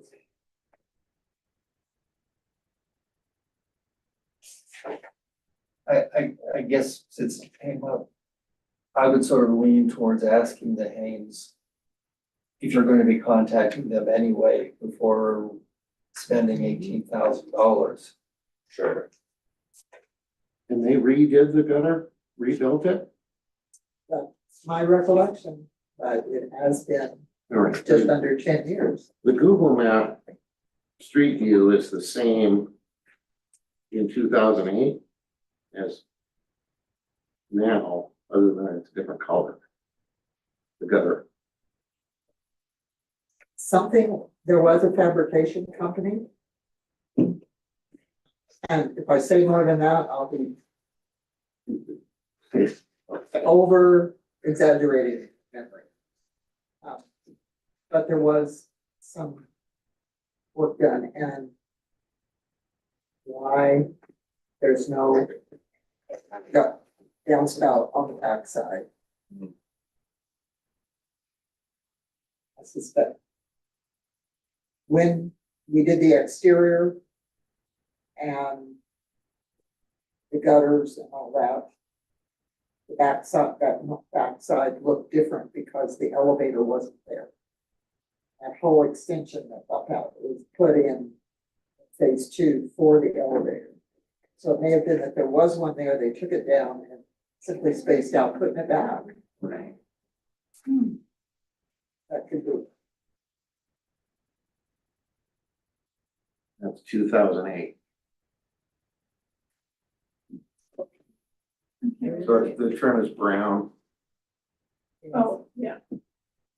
Well. I have a hard time I seeing where the would elevator talk was. to the Haynes Yes. this week and say, hey, can you give me? The more I think of it, I'll bet when they put on the addition to the elevator, they had to remove a downspout that was there and simply, no one, and they, oh my gosh, we're getting an elevator and all that excitement. Nobody thought to do that. Okay, It's possible. Yeah. That they did okay, that. And there's today. It looks- we skipped over. Lou sent out, and I hope everyone That's has the read. right side. Excuse me. You just need to. We don't think the All right. word dwelling. And I'll work with the Haynes to Yes. make sure that everything, we have all the info and all that for Ed. And then Phyllis, I just have one more short thing and I can be out of your way. I got a call on Thursday. The water wheel is done. We're gonna turn it back on today and try to get it to spin. The color of it turned out a little bit lighter than I thought it would, but it's probably new lumber. And it'll darken Just over time. darken the time and, But is it- Halloween, it gets covered up. Does it have protective coating on it? Yes. Stained and protected. So, Scott had, something special to put on there. Oh, it's complete. so he made better progress than he thought. That's lovely. By the end of the summer, it says here. So hey, completed. Thank you. Yes. So woo-hoo. Good. So if you don't have That's good anything news. left for me, I'd like to go figure out how to get the water wheel turned on. Oh, I'm sure we'll think of something that, Better leave while the veterans Right, dead. well, I mean, you guys can call or send me an email. Anytime you want. Exactly. I'm Do you have okay a with date that. when it was completed? Like, He called me on Thursday. Literally, it was late enough that I couldn't get it in the council report. You guys are the first to know. wow, Woo-hoo. still my heart. July 9th, right? Let's send it over. That sounds right, Yeah. Thursday. Yeah, that's Thursday. Okay, good. Well, yay. Yes. Thank you. You're welcome. But as soon as you can turn it on and get it to spin though, or else it's not that tight. He said it's perfectly balanced and it's never spun as well as it has. So I'm expecting to get over there and unlock it and be all like watching, okay, I'm like, guys, no, turn that way down. I know that's where we used to have it set, but we'll turn that way down because it's going like, it's about to like take off and run up the highway. Well, that would make it a whole new tourist destination. Right, it's practically new, so. It was practically new about 3 years ago, the last time Scott redid it. Oh, I'm not sure about that. I am. I don't, did he replace spokes and He buckets replaced, and, we were told, pieces everywhere. all right. he That's did- not a quote of what, but it's beside the point. So Right. thank you for your time and You're welcome. yes, This time it should last longer than 2 years or however long. I Get hope, better, or I'm gonna be mad. well, we won't want that. Anyway. Thank you. Al. You're welcome. Have a good I have day. a question that has nothing to do with this, very quickly. Okay. What's the status of the Montane water? The Fontaine water tank, they applied the sealer on the Yes. inside of the tank. So they have to wait 28 days. So that was on Tuesday last week. They did they sprayed the sealer, got 28 days to let it soak in. And they have to clean it. We're looking at like August. Okay. That's good enough. Well, I'm following up on whether or not everybody actually got their PRV installed. Did you? Yes, they Okay. did. Got hit by the house. Well, I called them to have it done. I just, since I had you right here, my husband and I were talking about it last night, I decided to ask. All I'm right, gonna take up any more meeting. okay. Thank you. Sure. Thank you. Coming soon, everything is. Everything. Stay tuned. Future attractions. All right, thank you. Said, Okay, moving on through Dylan's report to the cemetery. I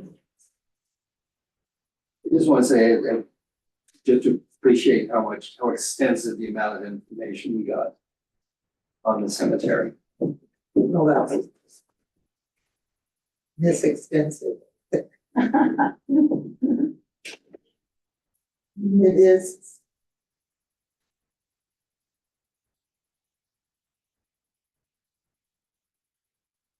Reading the report, it sounded as if decisions have been made about this is what we'll do.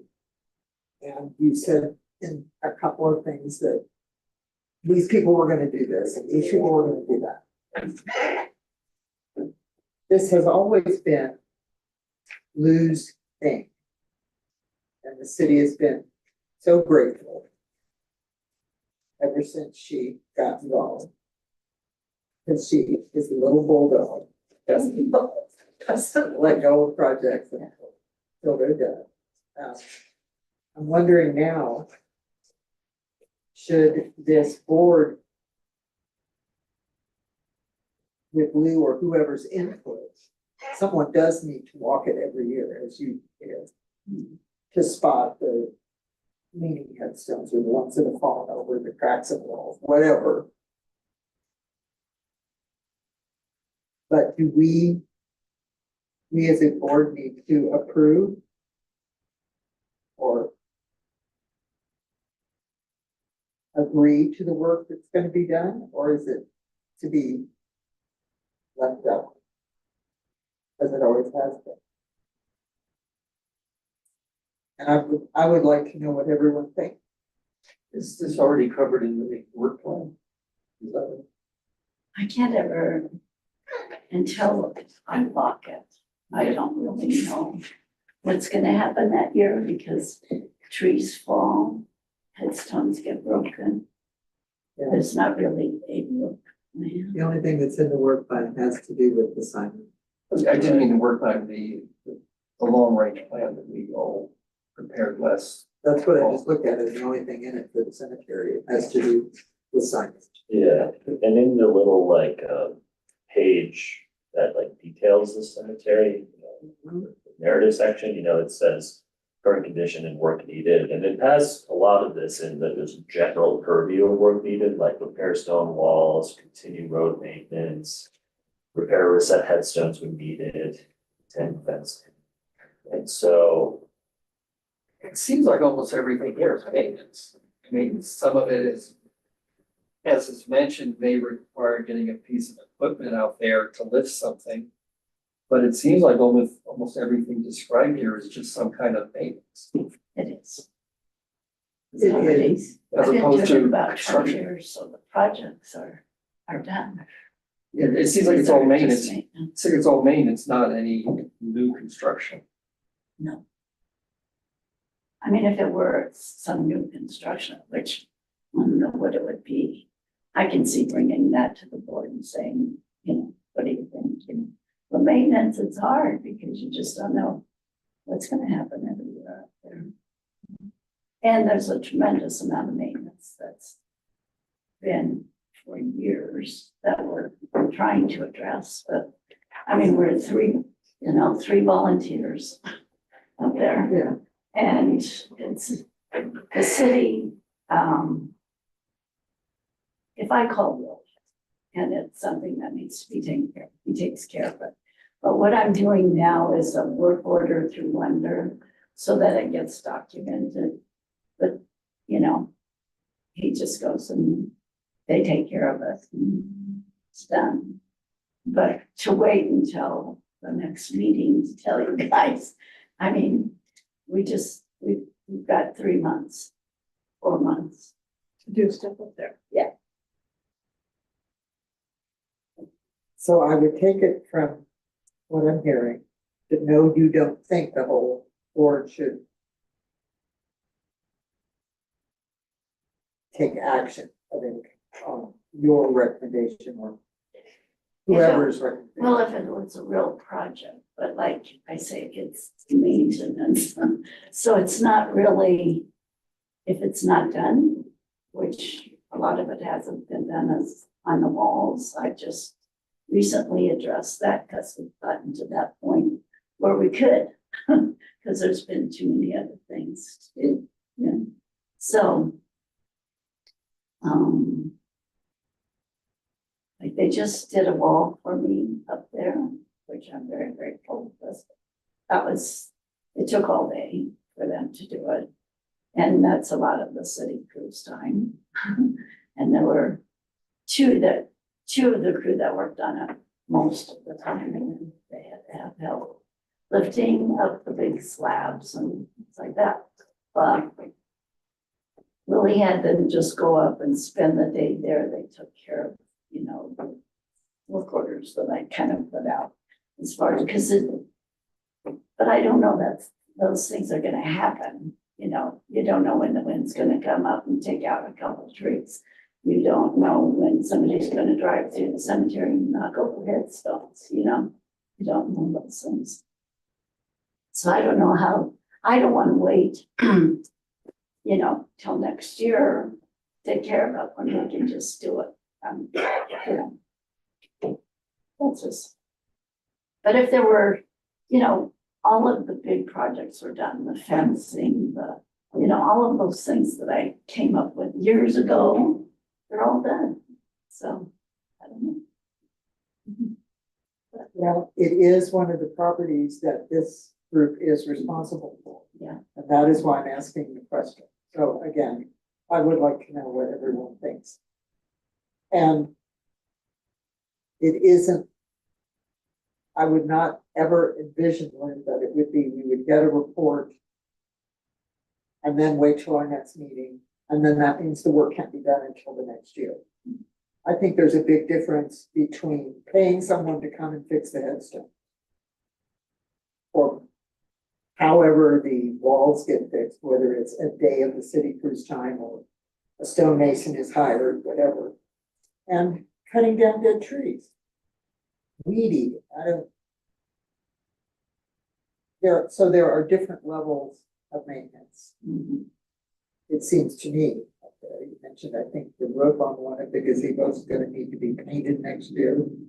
I do, but I do that, I mean, it's none of that is contracted out or anything. The only thing that's contracted out is those 3 big headstones that need to be. And the city crew could probably do that, but they haven't done it before. And That could be So- dangerous. I'd rather have the pros. huh? I would rather have the pros. That, So, and there isn't money for that, so I had to come up with other money. So then, I just sent the email. He may not get it done this year. I never know. I send it to him, and then if they're on a trip to, say, Kremling and they're setting a headstone over there, they'll just stop by and do some work. I don't know. And I don't push it because sometimes he does it for nothing, so you don't wanna blow that.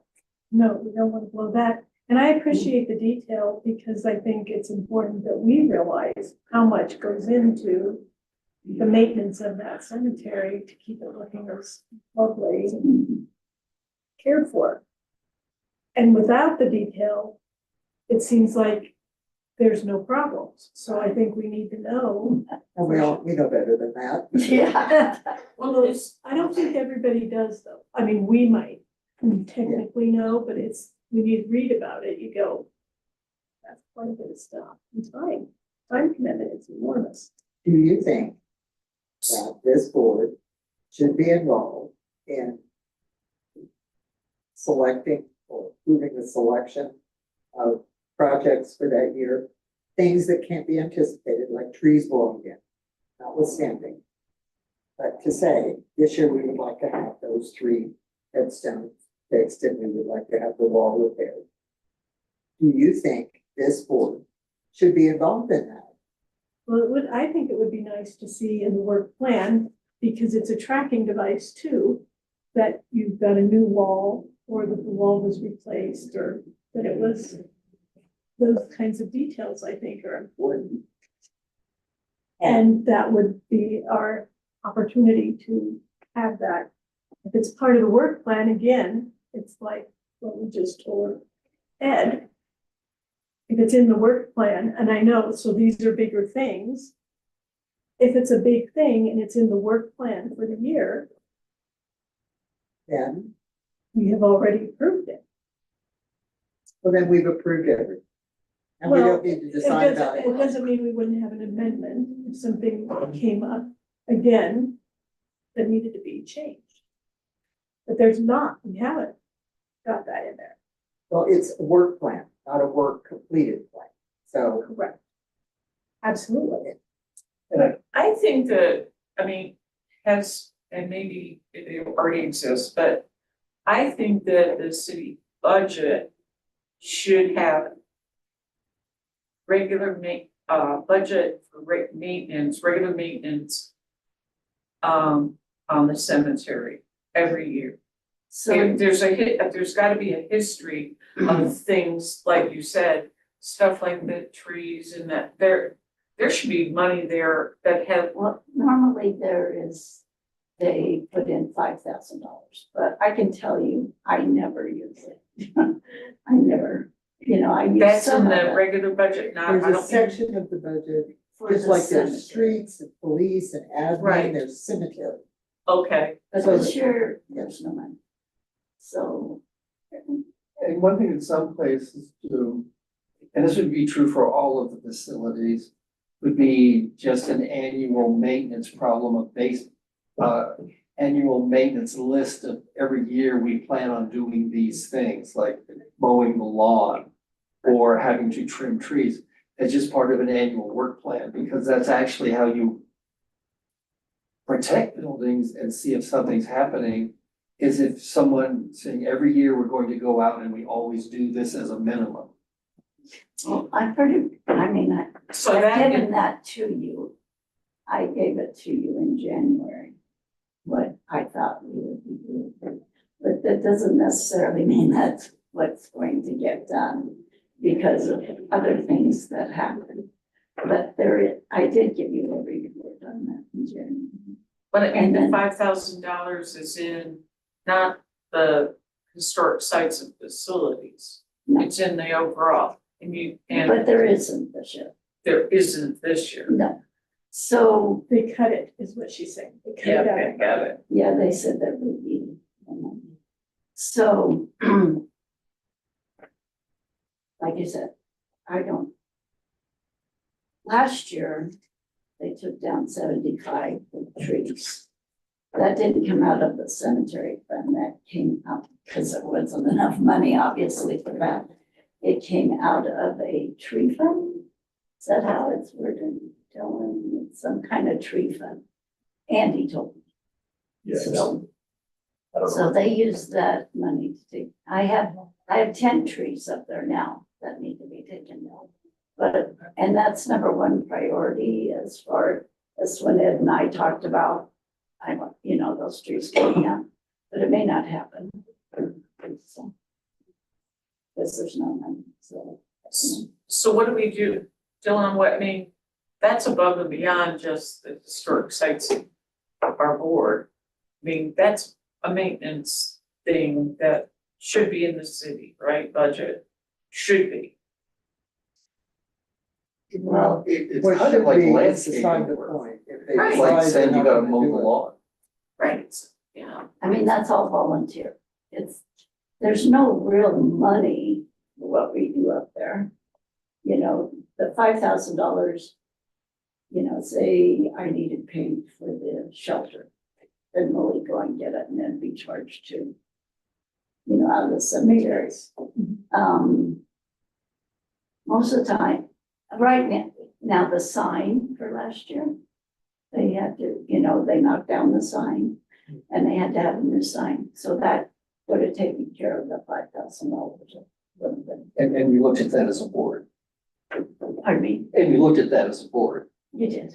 Right, And, but the city would have taken care of that anyway, I'm sure, because it needed to be done. But, so things like that, but it's just, I don't know. Most of the time, what we do does not cost money. But it's not just the money, it's the board. And yes, you've given us reports of what you expect 2026 was gonna need for the cemetery. And it pretty much is gonna look that way for probably 5 years. Cause there's a lot of holes and, I get people to help me. My grandson will be back home in August and he's gonna help me with the small little holes and we'll work on it, but, you know, I can't tell you exactly what's going to get done. Cause we only have so many hours. I think that's, I hope at least that that's understood. But I still don't have an answer to my question from anyone. We can approve something Ed wants to do, and then something else comes up and he can't get to it. Doesn't change the fact that we approved it. Theoretically, we can look at Lou's proposed plan, which she sent to us and is indeed more than detailed enough for us to make a reasonable decision. And what I'm asking is the clarification, should we, as a group, review what is proposed and say, good job, go do it? Or should we say, you know, maybe, I don't know how that sentence would finish, but maybe something different, or maybe this doesn't seem as urgent. Or do we just every year continue to get Lou's reports and I can't think of the word, but basically say, thank you, good job, go ahead. And I let mean, it you go can at think, that. you can think down the road when I'm not able to do it anymore. You're gonna have to come up with something else. Of course, and that's been going through my mind as we've been talking here, because you've already told me now, 2 or 3 times. Yeah, well, I'm almost 80 years old, you know, so. And we're kind of doing it now anyway we've been given an extensive report. And is there anything that any of us as members sees that we need to suggest something different? And if not, it's just endorsing, yes, we agree with, this is all maintenance work that needs to be done. So it sounds like you are saying, no, we don't need to approve it, we can simply endorse. Unless we as board, Review, unless we as board members see something, we really think something different needs to be done here. Otherwise, we're saying, yes, this is a good report. These are all good maintenance things that need to be done and we appreciate you going ahead. Another thing is, if one of you wanna go with me every year up there and have 2 sets of eyes on it, I mean, I'd be fine with that too, so. Sure, it's always good to have more eyes. I think it's kind of like the sign up there, though.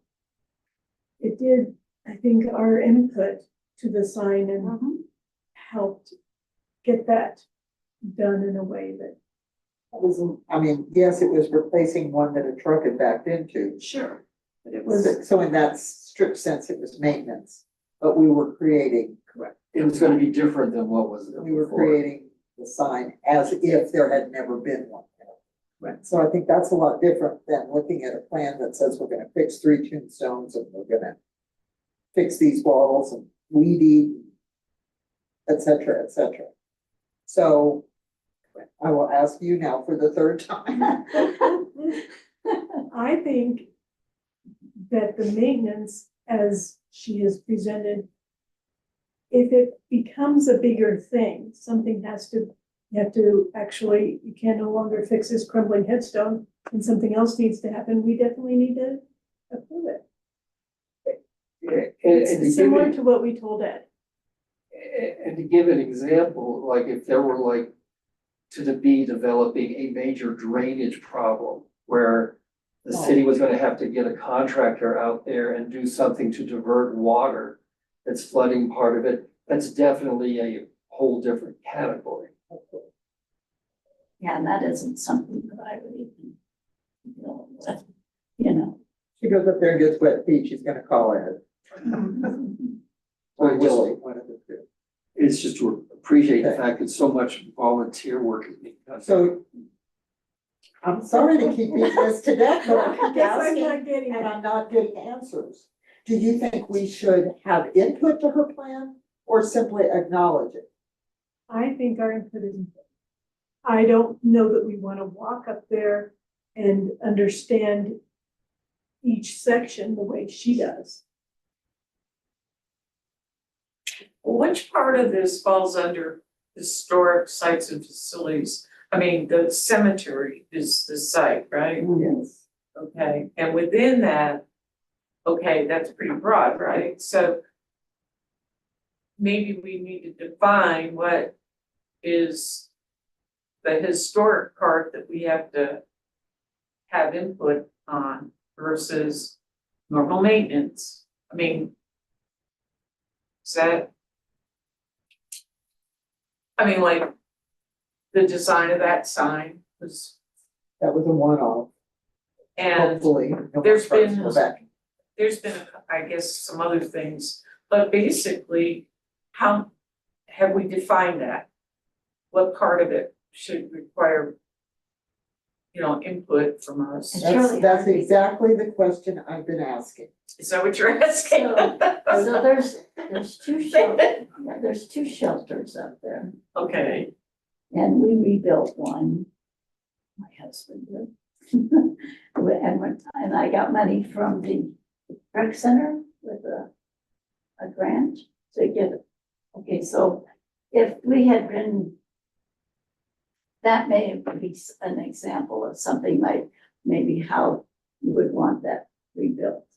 But there's like only two structures up And there are there, no so plans there's to- not really, No plans to build a third. you know, And what's historic? In a very simple way, the sort of rule that says if it's 50 years old, it's been like that for 50 years. In one standard, that's kind of historic. It's more specifically, it's a matter of, was there at some point, like for the downtown, it said, here's the period of significance, and so anything that was there during the period of significance, that's what's historic. So you could say the same thing for the cemetery. At some point, did the city say, here's the historic date of the cemetery, and what was there at that time, that's the part that's historic. But then you have the further thing is if you make other changes that changes the overall character, that also should be taken into account because it's affecting the history. Originally, not all of the cemetery was considered an historic site. It was what they called the Pioneer Cemetery. And it was, well, if you're familiar at all with it, it had the log cabin in it. The it's little, not. it's- It was a small a very area, small obviously. area. over the years. And then when this whole sites and facilities thing was redone, the city decided we're gonna treat the whole place as if it's historic. Forget about the 50-year-old thing. We just want it all so that that pioneer area with the oldest tombstone and the most recent burial, and there was just a, according to Ed's report to council tonight, they just did a urn burial last Yeah. week. So Well, we've got from, two of them this from year. the oldest one to that newest one, everything gets the same level of attention and care. So it's beside the point whether it's 50 years old. Okay, so if the city's already made that decision, then that's the answer. The city has said the whole thing is historic.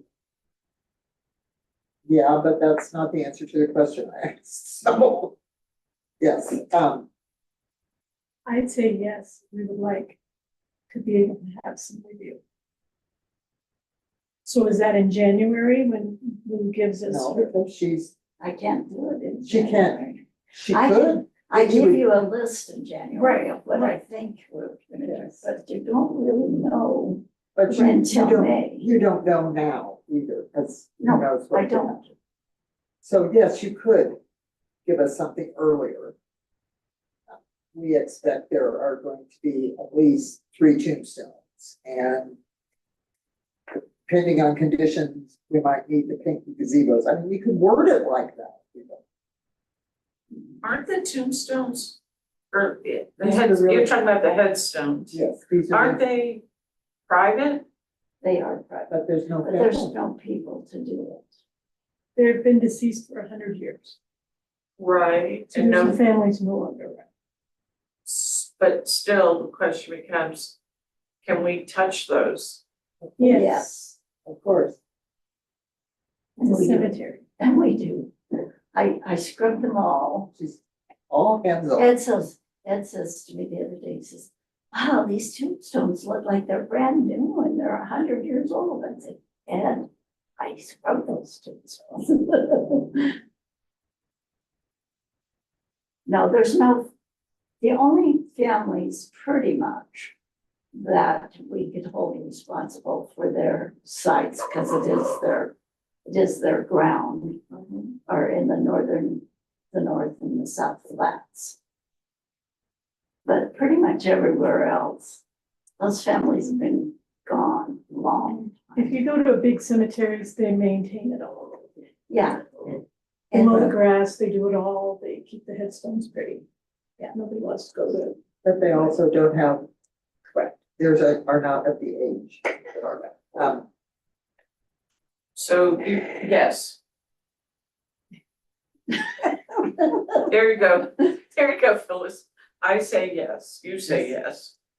Yes, Okay, then Lou, in order to go along with this, you're gonna need to give us something for our January meeting packet. yeah, I did the Best sheriff, educated, yes.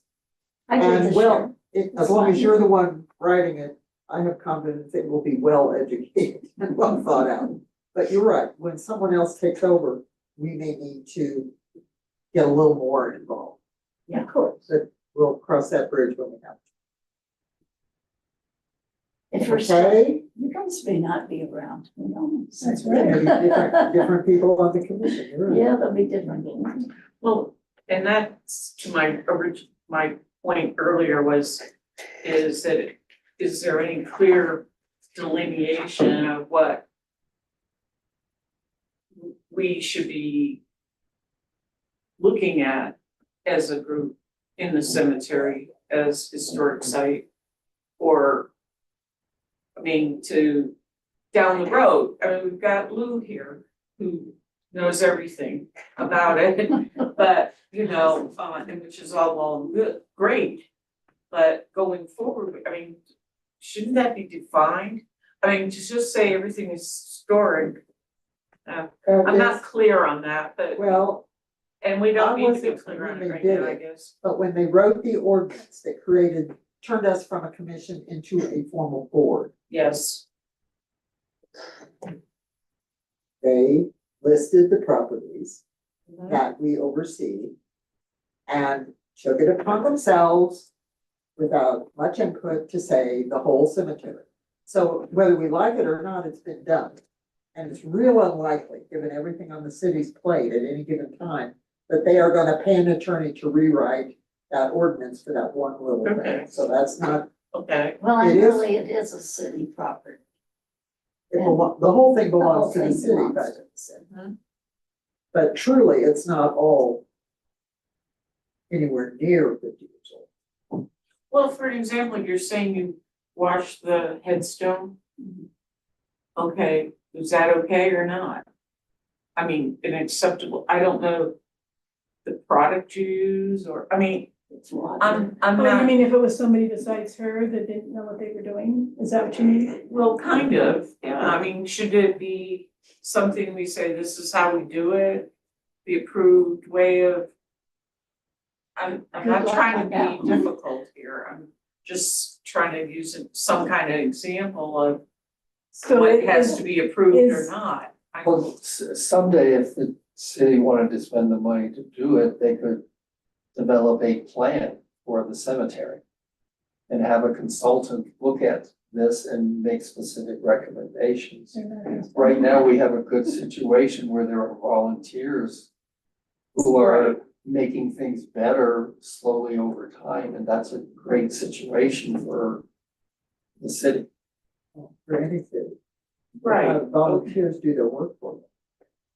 Well, okay, but should at some point, not this year, but obviously. But I'm asking the question broadly, should that be something we work towards having? I would agree, yes, and that's the notion of having sort of the annual maintenance thing, and you brought up a very good example. Using the wrong solvent can do damage. It's something that happens very much with brick buildings. Often when people fix the Which- mortar. Yeah. They use the wrong mortar and destroy the brick, so long-term in terms of protecting the stones, yes. That information should be developed over time. And And personally, she may have a template for some of that kind of. I think she could create one. She could write a cemetery care for dummies book. But I don't have time. Well, you know what, okay, You could make time for what's important. You truly could. You had this Um, past I year. know, But there, but there is also what we said a moment ago.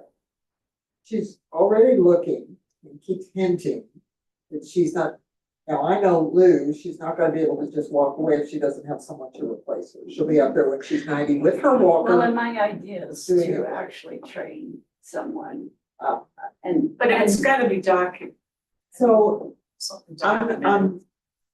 I'm not as concerned about documenting everything when we have the person who's been doing it for 20 years doing it. But I'm very concerned that when someone else takes over, we have that in place. Mhm. So in that If general, someone takes over. someone will. So in that general term, I would agree with you and say, yes, that's something we want. I don't think it needs to be at the top of our priority list by No, any stretch of the I know, imagination. no, I just wanna make And I sure we would don't ask lose sight of Lou- that. To not just, from our perspective, abruptly stop working on the cemetery. Well, to let, you know, if you found someone and your plan is to work with them for a year, and then you and Chuck are gonna be able to take more extended vacations, No, whatever, That's all over, whatever you unfortunately. decide to do. Yeah. That, so that we have time to get this standard SOP, standard operating procedure, even if it's only one page, put together and formally approved and adopted by vote in this. Mason King wants to do it. So, but. And again, as you create a template for somebody to follow, is more likely to get somebody to come on board that doesn't have to reinvent all your wills. And as Yes. far as process, that'd be the same thing. That he would also then, or whoever, would also be able to bring that forward to us. Okay, I think we've, Yeah, hashed it enough. So the answer is yes, as much as your answer to me was yes, they're equal. So, Dylan has been diligently typing over Yeah, here, he's probably, probably wondering why we're babbling. he's probably working on another project. Yeah. I won't have all of these notes perfectly. why don't we license it taped so that it could be, It is. Yeah, it's all recorded, well, that's what I meant. So- but easier to just. But if now it's and then I don't recorded have to via listen to this, slides. you can't hear anything. Becomes a video, doesn't it? Right, yeah, like it's all live streamed and then you can rewatch the live stream. But you can't hear, you Well- cannot hear, I can, Yeah, I can definitely hear, when but I'm re-listening to a meeting, really, yes. because I have trouble. and since it's on YouTube, it does do transcription services on YouTube. So you can turn on the closed captioning, it won't be CC. perfect, but it does do it. Okay, Yeah, it's, It won't say like speaker number one, who's like, I don't have the capabilities to say like Margaret says this and then Mike says this. and there's a lot of misspelling. Right, Okay, We get the and gist. moving on through this then. We kind of covered these out of order. to account for Ed's time, but the library, we agreed that you're gonna find out why there's no, if there was a good reason why there was no downspout in that back corner. Yes. And we're gonna put one there, then we gotta get HPRC approval. Exactly, and for the door, which is supposed to be rehabilitated per the plan, we will want to make sure that whoever is hired has the necessary expertise. Has the expertise of restoring historic. I appreciate what Ed was saying about his own experience, and I have probably a similar level of working with stain and remover and varnish, and all that kind of stuff. But to do it properly, those doors have to be taken off and transported somewhere. Which will mean, for that period of time, the front of the library will be ugly, because it will have tarps on it. We talked about what takes expertise, and what doesn't, and Ed was, I think, trying to make the point that the library doors is not something that takes expertise because he knows how to do it. Yeah, I think the thing that is important that I understand, and this board understands, that not everyone understands, is that historic preservation is not just keeping a building looking nice or like making it fully functional in the easiest way, or the way that makes the most sense for modern, building practices. It's that it's a historic building that has special needs, that need to be addressed. And so kind of making sure that that's clear is something I've been diligently working on. Well, to then get to the question, I don't think we can define in black and white terms what sort of projects would require expertise. It's obvious masonry work. It's obvious building the shelter for the train would. But doing the doors, obviously Ed thinks not. We seem to think yes. So I would just go back and say, whatever they're working on, if something comes up, if there is a question, call me. Sure. Yeah, Send the absolutely. email. Well, and it's not that we need someone, like if someone can come in and say, here's all the examples of work we've done, like our firm does historic doors, that's great, as compared to just saying, here's someone who. Has done a lot of refinishing. And it may already be in the Payne's plans and specifications. They actually may have already covered the doors Unlike in the work that they've done. Yeah, no, the specifications might have said, use this type of stain, or use one of these types of stains if you're going to do the door. And then hopefully it has like that schedule on how often it's be done, which I'm Where- sure it has. Well, where would this be? It's here somewhere. I've definitely looked at it. But technology changes.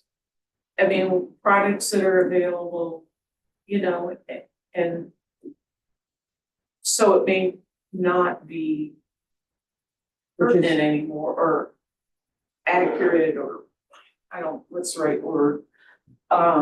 Applicable. Like, I have a big question about this. I'm gonna put it out there, please. I don't know, I'd have to go look at the gutters. For example.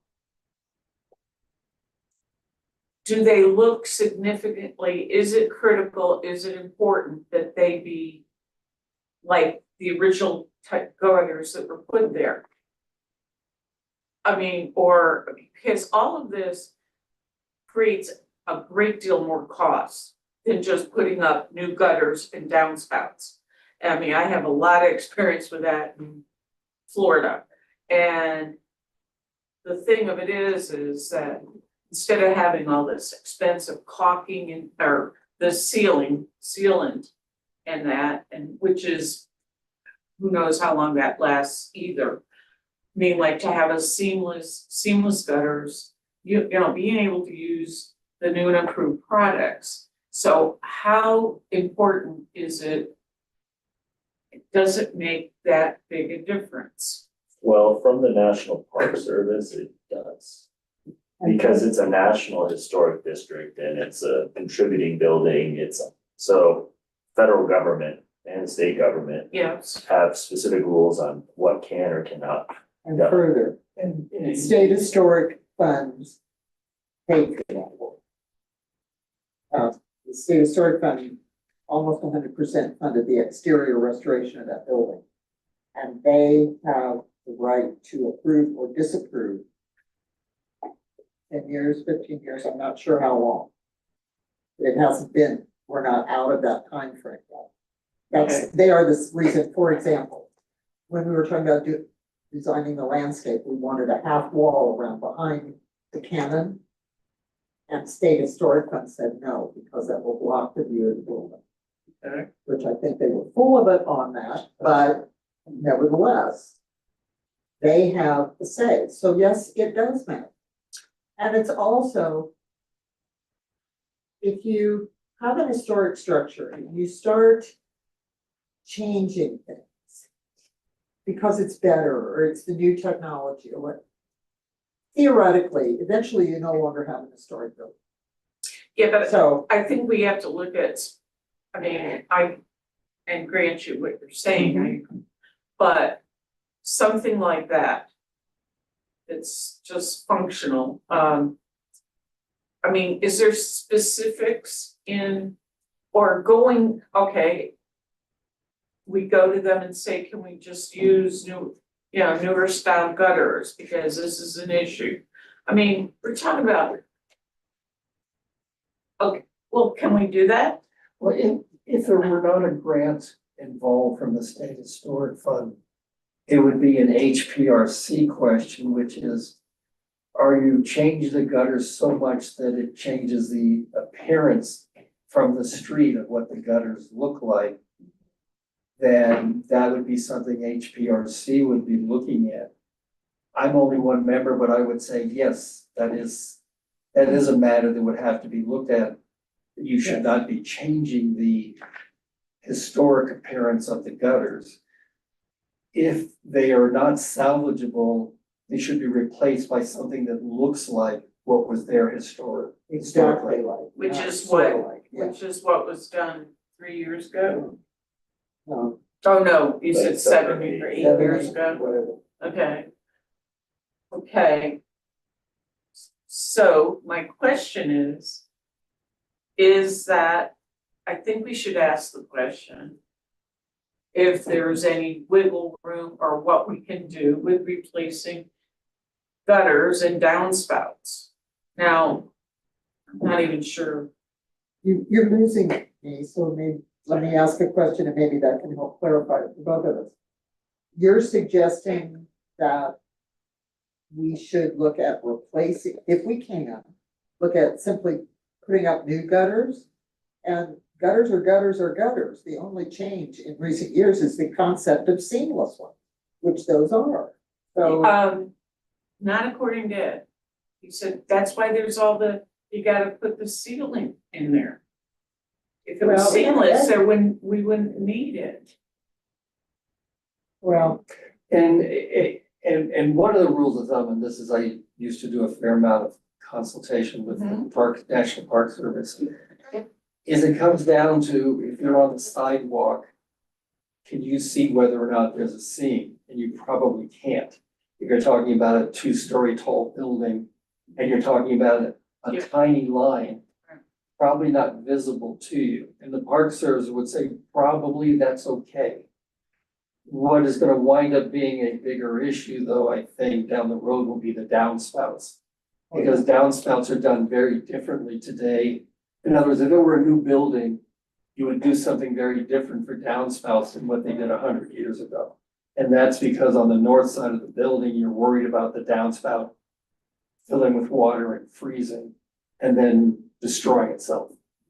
And so that'll be the bigger issue that we'll eventually get to. Okay, but we're talking about the expense of putting in, he said there was caulking put in 3 years ago or whatever, and that's not doing the trick and weights it down and all that. So this new process of sealing the inside, I guess I made the assumption that that was because where there's joints, they start leaking. It also might be where there are holes or cracks developing and that, and I don't have enough information as to Right. what the problem is. Because if it's deterioration is the reason for sealing, then caulking is a short-term strategy. It's not gonna, that's not a 10-year solution, that's a several-year solution. And apparently when they did that, they knew, no one said, this is gonna fix you forever. They knew this was gonna be a short term.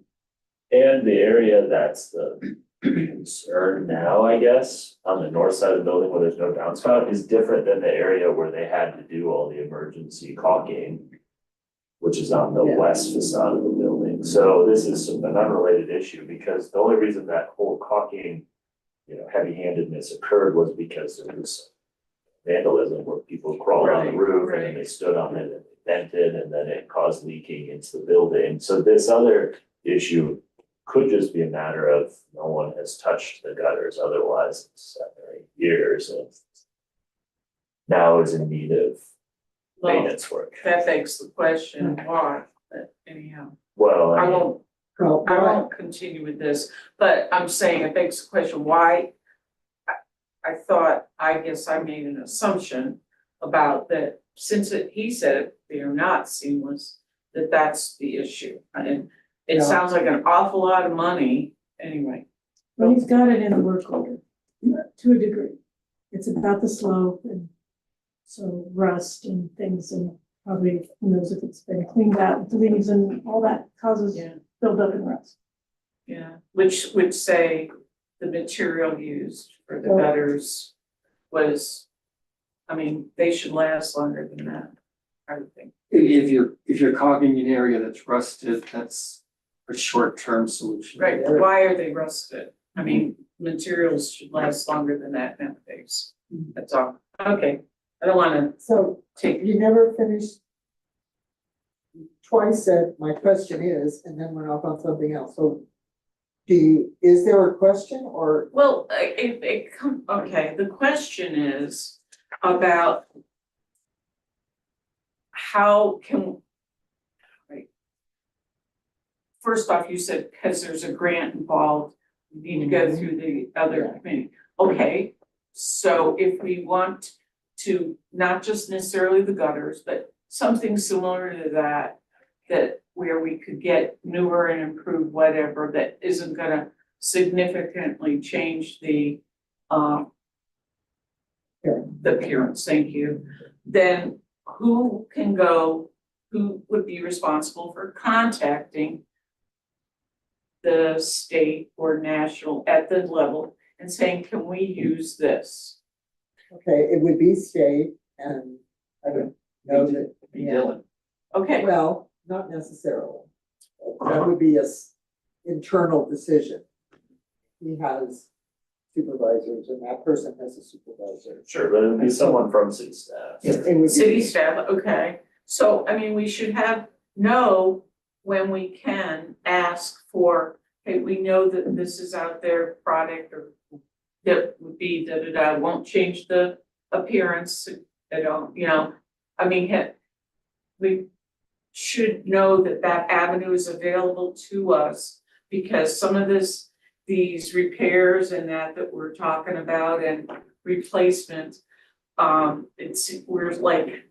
feel like we're somewhat stuck in everything we do, it costs 10 times what normally it would be if we, so what kind of allowance we have to keep costs down. I'll give, in my professional experience, I've worked on projects that were commercial products that required mil spec. Well, mil spec is like 30 years behind the times. And so every component was a gazillion more than what it should have been, you know, and feel like this is very similar, you know, so if we have an avenue to perhaps present these questions, then it's good to know and kind of, That is, if the decision were made that we wanted to do something different, that's the process, and someone from the city staff would be making that, they would be reaching out and making that request. I'm just trying to think out of the box I here. think we need to be very careful, and it's very tempting to get carried away and not be creating additional questions. Need to stay in our lane. Yeah, pretty much. So he's got a bid for $18,000. I'm telling you, you couldn't get replacement gutters, even if they looked exactly the same and the state said, okay, you could not do that for 18 grand. So. Just because something's new and improved doesn't mean it's cheaper. I get what you were saying about Millspec. Well, this is why we need more than one quote. Also. We don't need any quotes. We don't have, All right, no, Well, we you know don't. what I'm saying. we need to think about the vendor. That at most is what we need. If he had 3 bids on something and I knew one of them and I knew the guy had a reputation for lousy work, I would speak up about it. Or if I knew one and I knew he had a reputation for excellent work, I would speak up about it. But our lane, thank you, is approving the concepts and the tasks. The tax. Not the detail. It's not we're all taxpayers, so all of you. Most of us are taxpayers. And so it's well that we are concerned about saving money. But that is not nowhere in the ordinance creating us and setting forth our responsibilities does it talk about cost-effective decision making. And it's the grant that sort of changes everything, because the grant is a contract and the state says, okay, we've approved this. If you do something different, and I've had this happen to me on projects where the contractor went ahead and did something that I didn't know about, the state came and said, no, you're gonna have to tear this out and do it like it was shown on the plans. So the state grant, you have to be real careful Yes. about doing something that someone from the state's gonna come by and sees, this doesn't look like the picture. Well, no, ergo, the question I had before about, do we have an avenue to present that? We do, but it isn't necessarily our avenue to take. Okay, But I think a recommendation could be, Yes, to it would say, be ours to recommend like, that we- somebody take that, pursue that. like, yeah, you could definitely make a recommendation, board saying like, we don't think it's financially prudent to do this like ceiling thing and do another downspout and this and that. And in fact, we recommend instead looking into whether we could just Well, replace them with we an could say upgraded. For comparison, Yeah. not even necessarily, we don't think that's the right way to do it. We recommend that other alternatives also be explored. Right, And then if it's found that there's a significant difference in new materials, new gutters is a better choice, then someone has to go. But again, this can't wait 3 months between all these decisions, but And you can try and make a case to the state to do something different. But if they say, no, well, that's not really the end of it, but that's, for 90% of the cases, that's the end of it. yeah. Most people don't know there's sort of an appeal process you can go through with the National Park Service. Most people don't know anything about that. And it also, going through that holds up your project. Well, you know, like when Ed was, I mean, I don't know that his process, I guess that would have been a question, but like he has a bid work.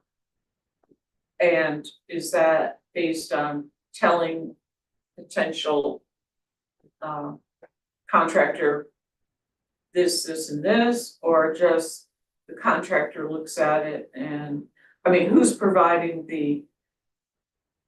I would like to see something where the potential contractor comes out and we say, what do you recommend we do with this problem or this problem? I'm just being very broad, rather than already, the other way. And then we have something more to work with as far as possibly finding cost savings. And you're telling me it's not our purview anyway, but Well, I think we just have to be very careful about it. I mean, we can say, we suggest that you, Ed, or you, Dylan, or whoever, talk to an experienced contractor and get their input. Just as we have suggested companies to reach out to for quotes on refinishing the library doors. Reba provided one from someone. That did Yes, Gilpin County courthouse doors. Yeah. They're old. And I did. and But I where don't that think it we didn't need go to- anywhere.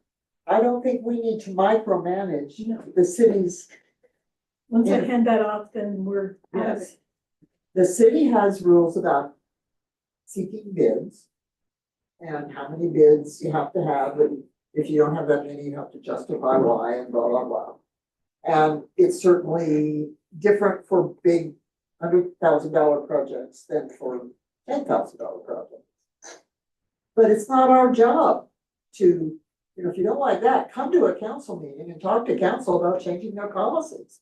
It's not that's for the individual, that's not for this board, it's good that we're all concerned. But, All right, well, I've got to think more about it, but anyhow, I well, want to I don't want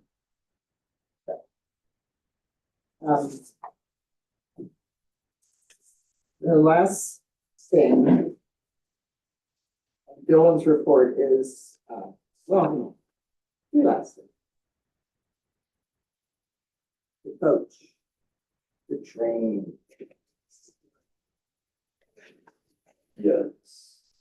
Dylan, I didn't mean to last minute send you, did you get my email?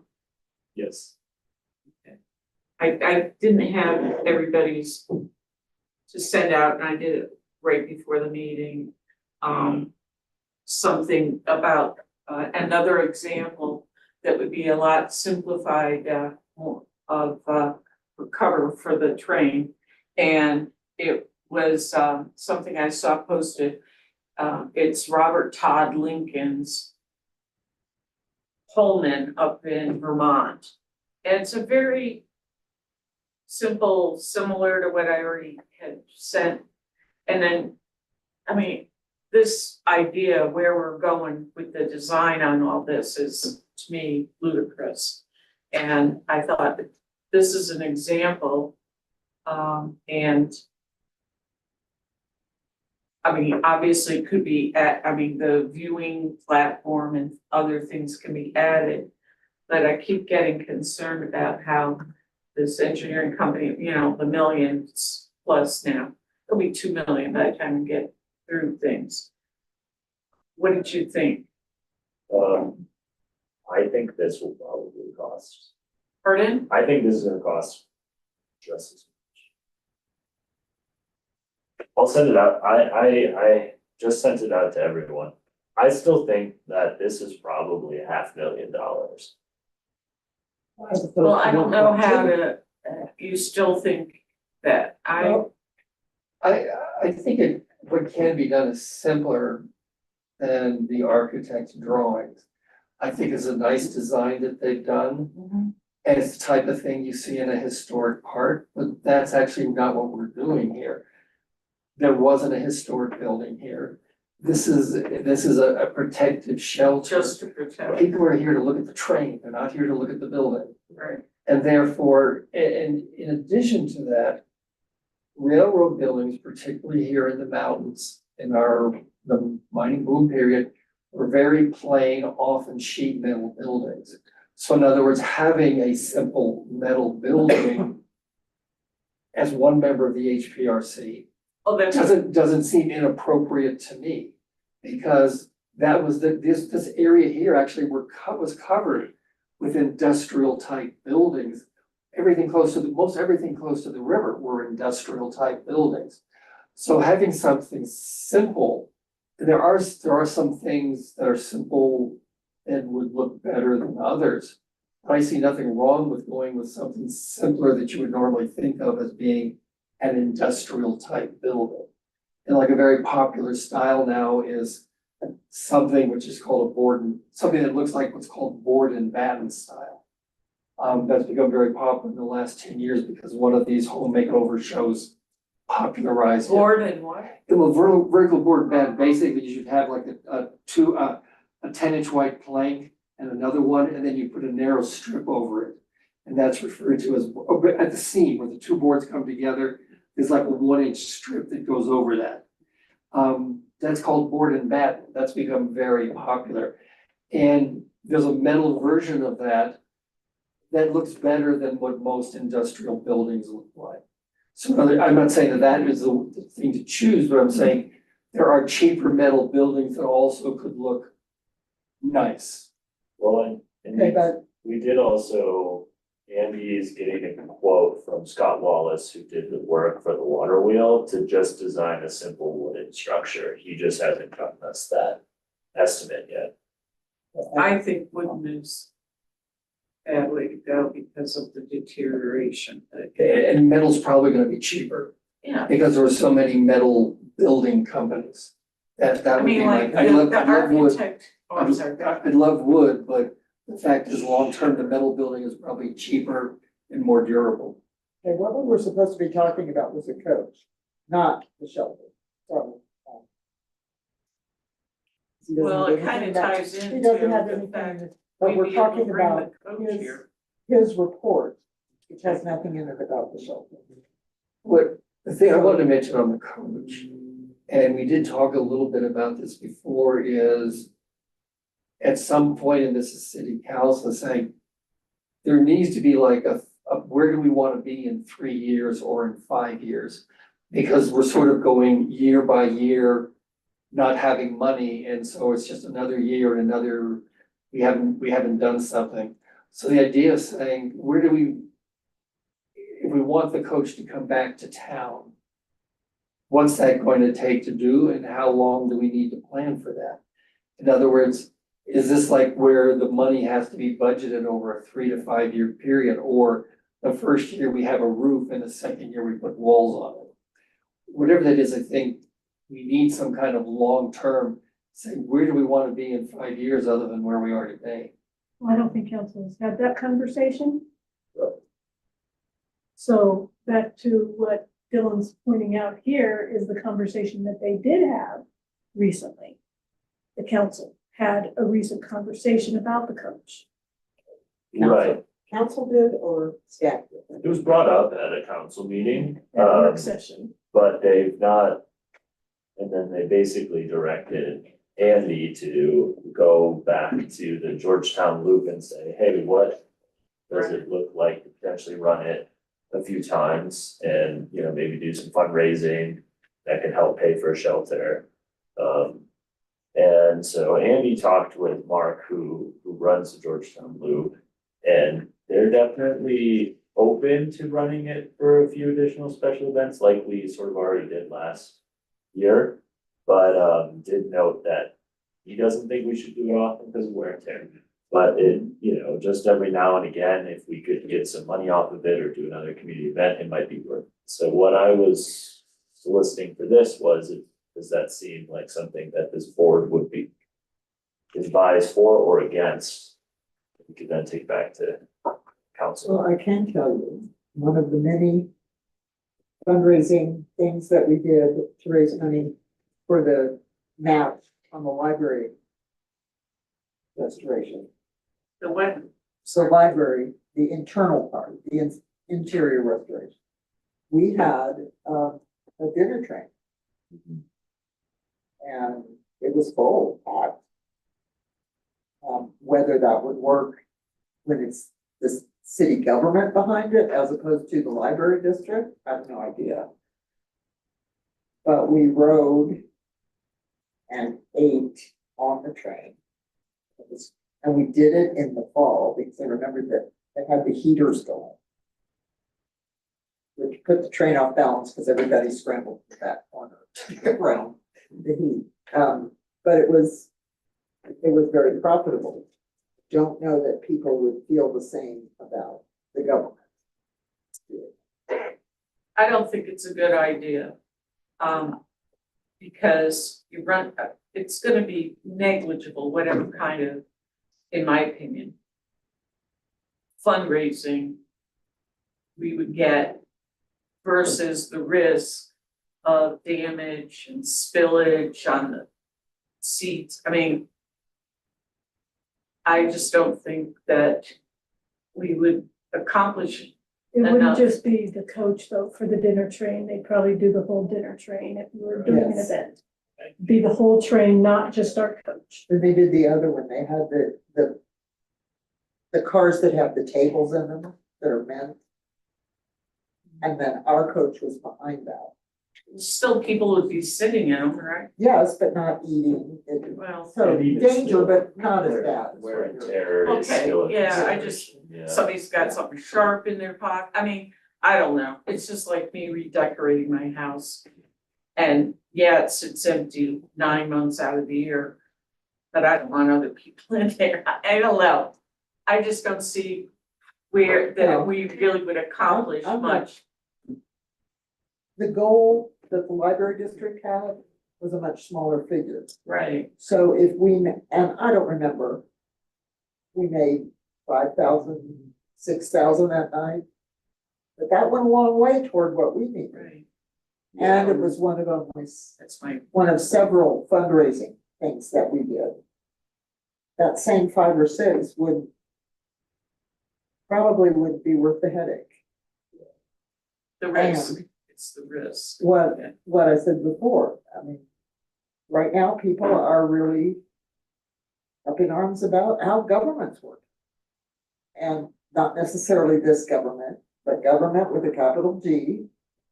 I don't know if, well, why should I contribute to a city project? They get my damn taxes. I mean, I can hear people in this town saying that. No doubt about it.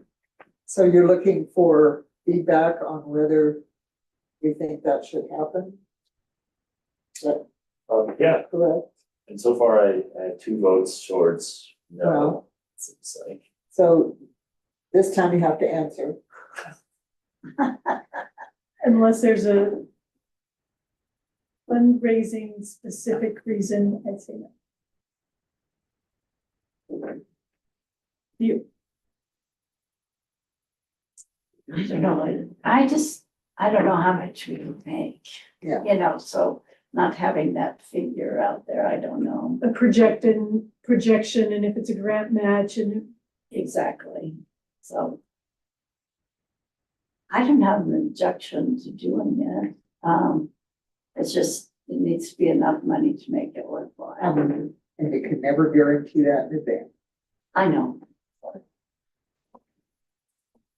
I'd say the same. Because unless it's part of an overall plan and we know how much money we're getting, it seems like it's better. well, you can get a projection. You No, wouldn't but I know mean- for sure. Overall plan of, if the overall goal is to get the coach back here, how much is that gonna contribute to the cost of a shelter? Right. And if it's really small compared to what's needed, it's not gonna be a significant source, then I would say it's I not agree. worth doing. I agree, I think, yeah, it sounds like it's not really, at least for this board, and I would agree, it's not really worth the risk. It's I mean, it's a train car, right? So it's like, we restored it to working condition. In some ways, to me, it's a shame to just have it sit at City Hall and not function at all, spending all that money, but then using that, like, having to spend more money. But you because- have the opportunity to see families and little kids going, ooh, ah. Right, and but you it's don't, just sitting there. but then we spent so much money to make it fully operational and But it is one of the things that you constantly see people all day certainly come and look at the unquestioned. train. Yeah. I think it's a great turn of straw. It is. Certainly it Especially is. since it's, one of the problems was the mag chloride splash from the Certainly, highway, but the fact that it sits next to the highway is a plus, so. right. It's just my point's just a reflection on why make the decision to make it fully operational and run like it did in its heyday? When that could have saved, $100,000 or something, if it's not used. I don't think it should be used either, honestly, because you don't wanna impact that Well, investment. I would ask that you put it in a report to council that the sites and facility, historic sites and facility board recommends not running. Even for a one-time fundraiser. Let's make that clear, so, because there's a difference between running it all season, Of course, yeah. Mark said would be good, and running it once. How are they protecting it now? It's like fully wrapped in this like weatherproof, Okay. like you can't even really like look at it Like and this say, big cocoon, yeah. expect the butterfly.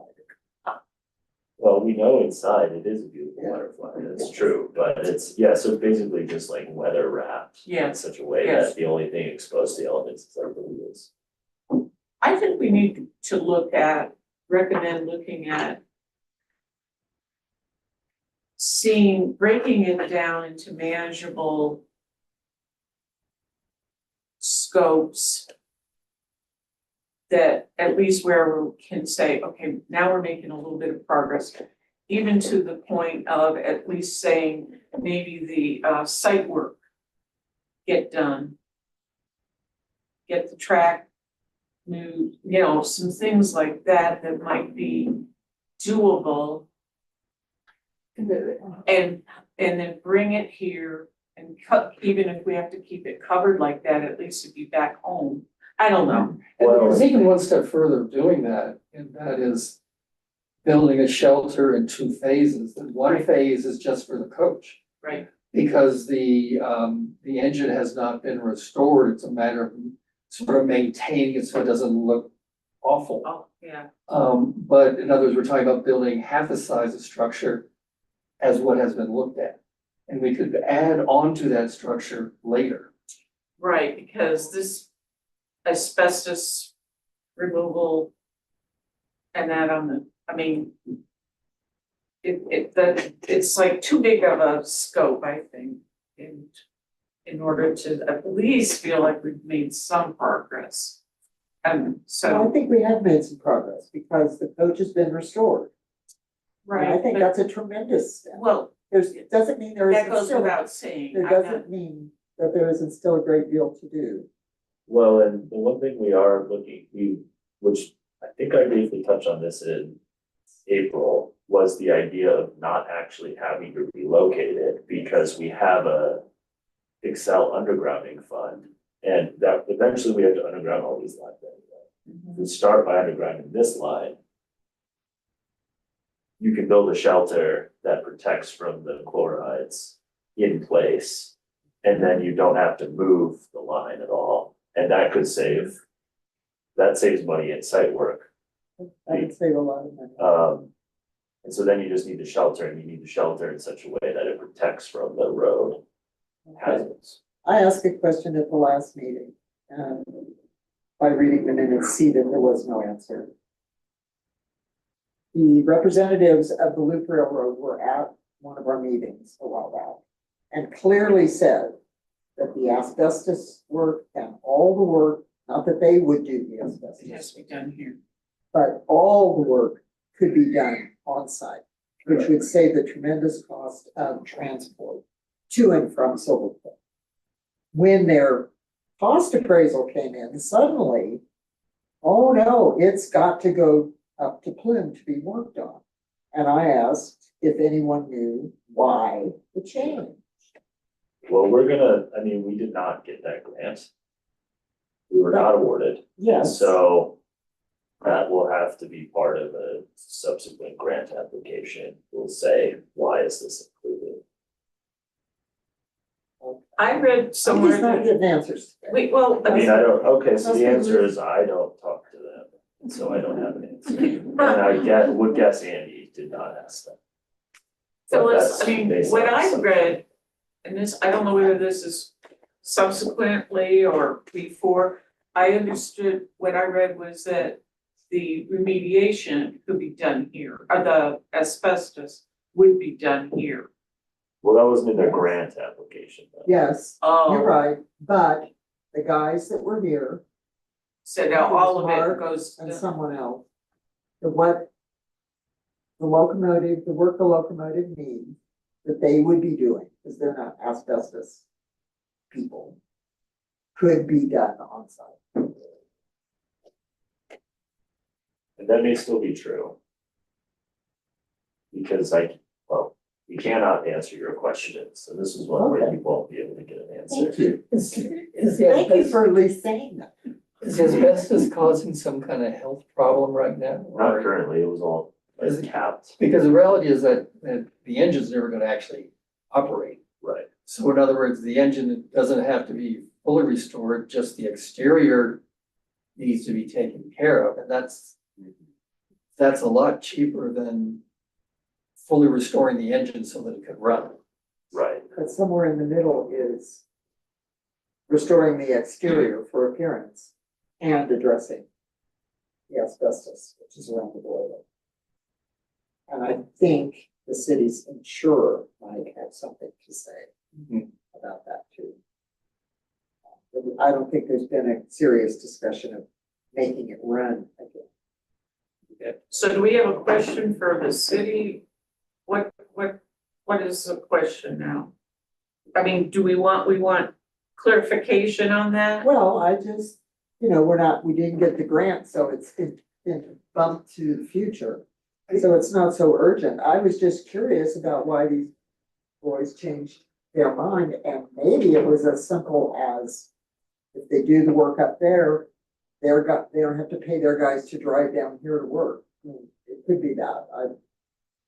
I don't know. And the question I've got is does the city actually have a goal to bring the coach back in 3 years and 5 years or whatever?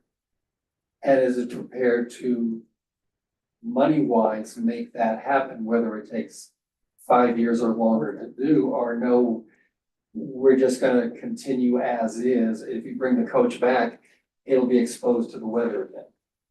Yeah, it's just kind of like we've got nowhere with all that. Let me make a proposal then. Why don't we put together a recommendation for 3 to 5 years, whatever, to the best of our ability, outline how that could be accomplished, and make a formal presentation to council about it.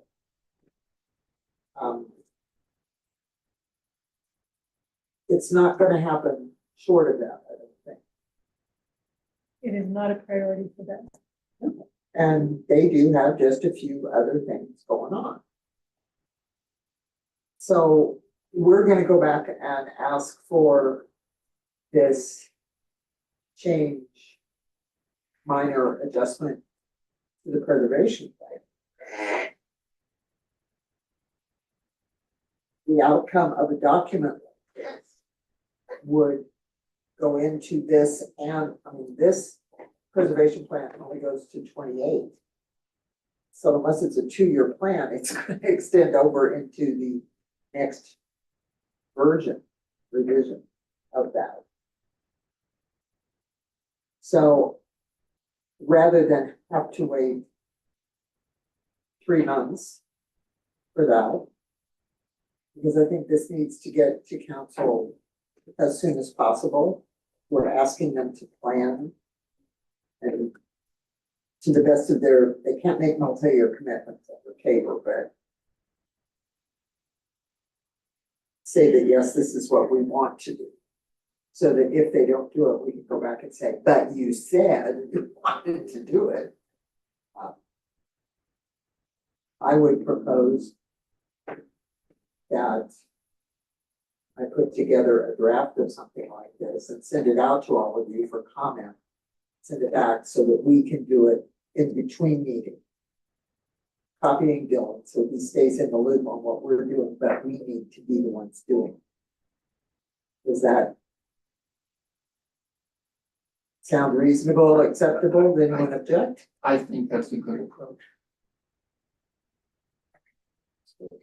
Well, and the next, Does that fall into also including our recommendations on how to break it down into smaller pieces? I think that can be part of what it is, because I think that's gonna be necessary to make this feasible, is it's gonna have to be in smaller pieces, because the city's not gonna spend $1 million or $1.5 million Right. in 1 year. they're not gonna spend it over 3 years. David. Or 5 years. Which gets back to a much simpler design that would still work. Well, I mean, go about. Just, you're saying $500,000 for that simpler cover. I mean, I'd like to see some numbers I don't have. And then the other thing is, what if we were to cut the building in half, it's only covering the coach Right. initially. No, I think that's an excellent, But I think that can be in this document, that we can see several ways this might be accomplished. cut A, this, yeah. B, and C, what we talked about before, building such a simple and affordable shelter.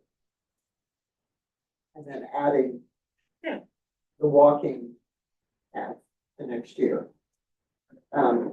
Anytime you bring a solution rather than a problem, they're very appreciative of that.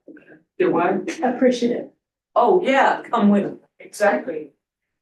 So I was wondering, who in the staff does all this purchasing or getting quotes and.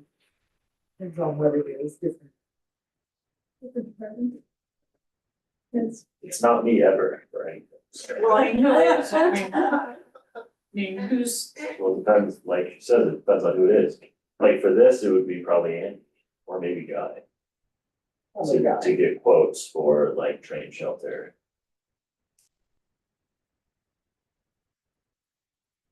well, what about getting comparison quotes for, that you already recommended on, to do the restoration of the library doors? You said you presented a recommended. That would be Ed. That's what he was telling us, how he had so much experience. Oh, okay. All right, anyhow, It depends on what it is. okay, right. Well, we don't have like a purchasing department with No. somebody that's gonna, Oh, my Lord. got the time Have you to, not looked around this building? I would say that not including police and then Ed's kind of team, we have about 10 employees. In the whole city. And no place to put more if they have, really. And I just said, from having worked for a lot of small towns, this city's actually doing very well for, given its population level, it's doing very well compared to a lot of other communities this size. Yes, it is. Indeed. well, it's just that you have to have some aggressive, knowledgeable person or people. Cause so much of this is budget, is cost driven, everything we talk about, obviously. And so, you know, and I'm talking broadly, I'm not just talking with our scope, but, you know, you have to have people that are, and can do that. So we can get cost savings and multiple, quotes and things like that, so. There is a purchasing policy. When purchase order is required, when it's not. Little stuff, no, big stuff, yes. Right. Like when 3 bids are required. Yeah, that- Exactly, and what happens, you know, if you send out 5 requests and only get 1 response, then you, the department head, can't be held responsible because you didn't get 3 bids, but you gotta be able to prove. Yeah. That you made Maybe a reasonable effort. So we have all the policy, we just don't have a separate department, and again, if there are concerns about that, that's something outside of this board to come to council and talk to them about. Yeah. It's not, Oh, no, I know, I So- understand that it's not our so I job. think if we get this recommendation, and I can get on a council agenda, work session agenda, maybe the second meeting in August, something like that. That would be timely, it would give them, and again, I'm thinking in part because I know they're gonna be starting to work on the budget. And once they have it pretty well done, then we come in with something. Our odds of getting funding diminishes. And we don't necessarily need to have dollar numbers for any of these items. No. We need to just be able to say, can we break it down into these Well, pieces? And, you know, to instruct whoever on staff to get the bids. But again, like I said, we are responsible for Recommending, the conceptual recommendation. yes. Ooh. Not for financial recommendation.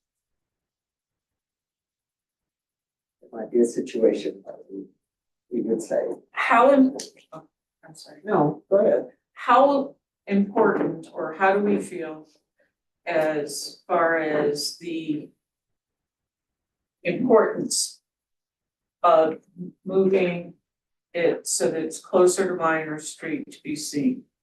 Because that was to me, I thought, wow, that's a great idea, because it's hidden over here, you know? It's just so much money. Well, It's a lot of I mean, money. if we're gonna change that original goal,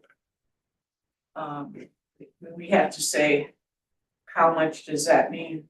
What do we think about that? I don't think it needs to be moved because you can put a good sign Well, on Minor Street that says or historic train.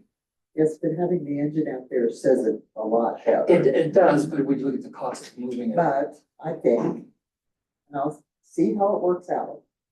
So don't hold me to this later.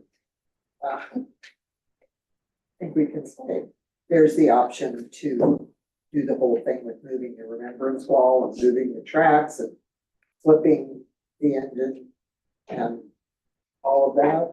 Or because you're gonna need a shelter no matter where you put it.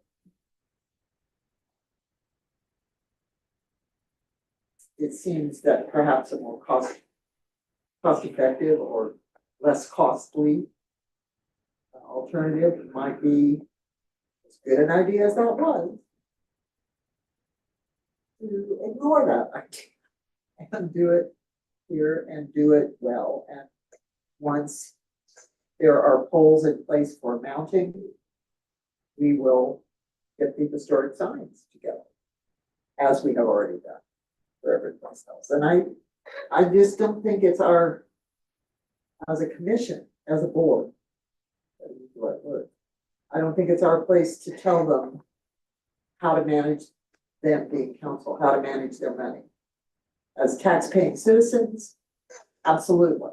Come to council on your own, speak during public comment, say that you have concerns with, as you are beginning to understand how things work. You want to know why, or sit down with Andy. Or something like that, but I don't think it's the board's position to do that. We have had a marathon meeting here with the board. My stomach is growling. For sure. So I will get something out to you all in the next couple weeks. Please respond promptly, because if I want to have it done and on the council agenda at the latest, the first meeting in September. I can't wait around if someone fails to respond, so please review, comment, add. Tell me I'm way off base in this area. tell me I did a great job in this area, if that's what you think, whatever. Well, you're talking about putting together this 3 to 5 year plan. What we recommend, Not the plan itself, but suggesting how a plan might be written and asking council to commit to it. And at the same time, I don't know. breaking down. yeah, I think, yeah, that's important. And Well, it's only important if council thinks it is, but you're right. Yeah. Well, I think all those points are important and should be included, but I think it sort of starts with the question. Do we realistically think we're going to be bringing the coach back to town? And if not, then we should be planning accordingly. Oh, well, I think that question's answered. It's They're definite. when we're gonna bring it back, because they're still thinking in terms of flipping it, and they don't wanna have to move it twice. Bring it in, put it where it was, and then have to lift it and flip it. And right now, it's just that schedule keeps getting another year out. So we gotta help it along. I have to be firm, but I dare not be rude. And for me, that is a fine line to walk, especially with the city council. So. Have you Please, got that? I'm kidding. please do respond as promptly as possible. Anything else, Dylan? Oh, Quite enough, don't you think? yeah, getting these minutes Well, when you together. only need, and we've got, things to discuss, I don't think we've wasted any time. That's Well, my, I it's mean, noon and we're adjourned. are we? Yay! We can always talk about meeting more frequently.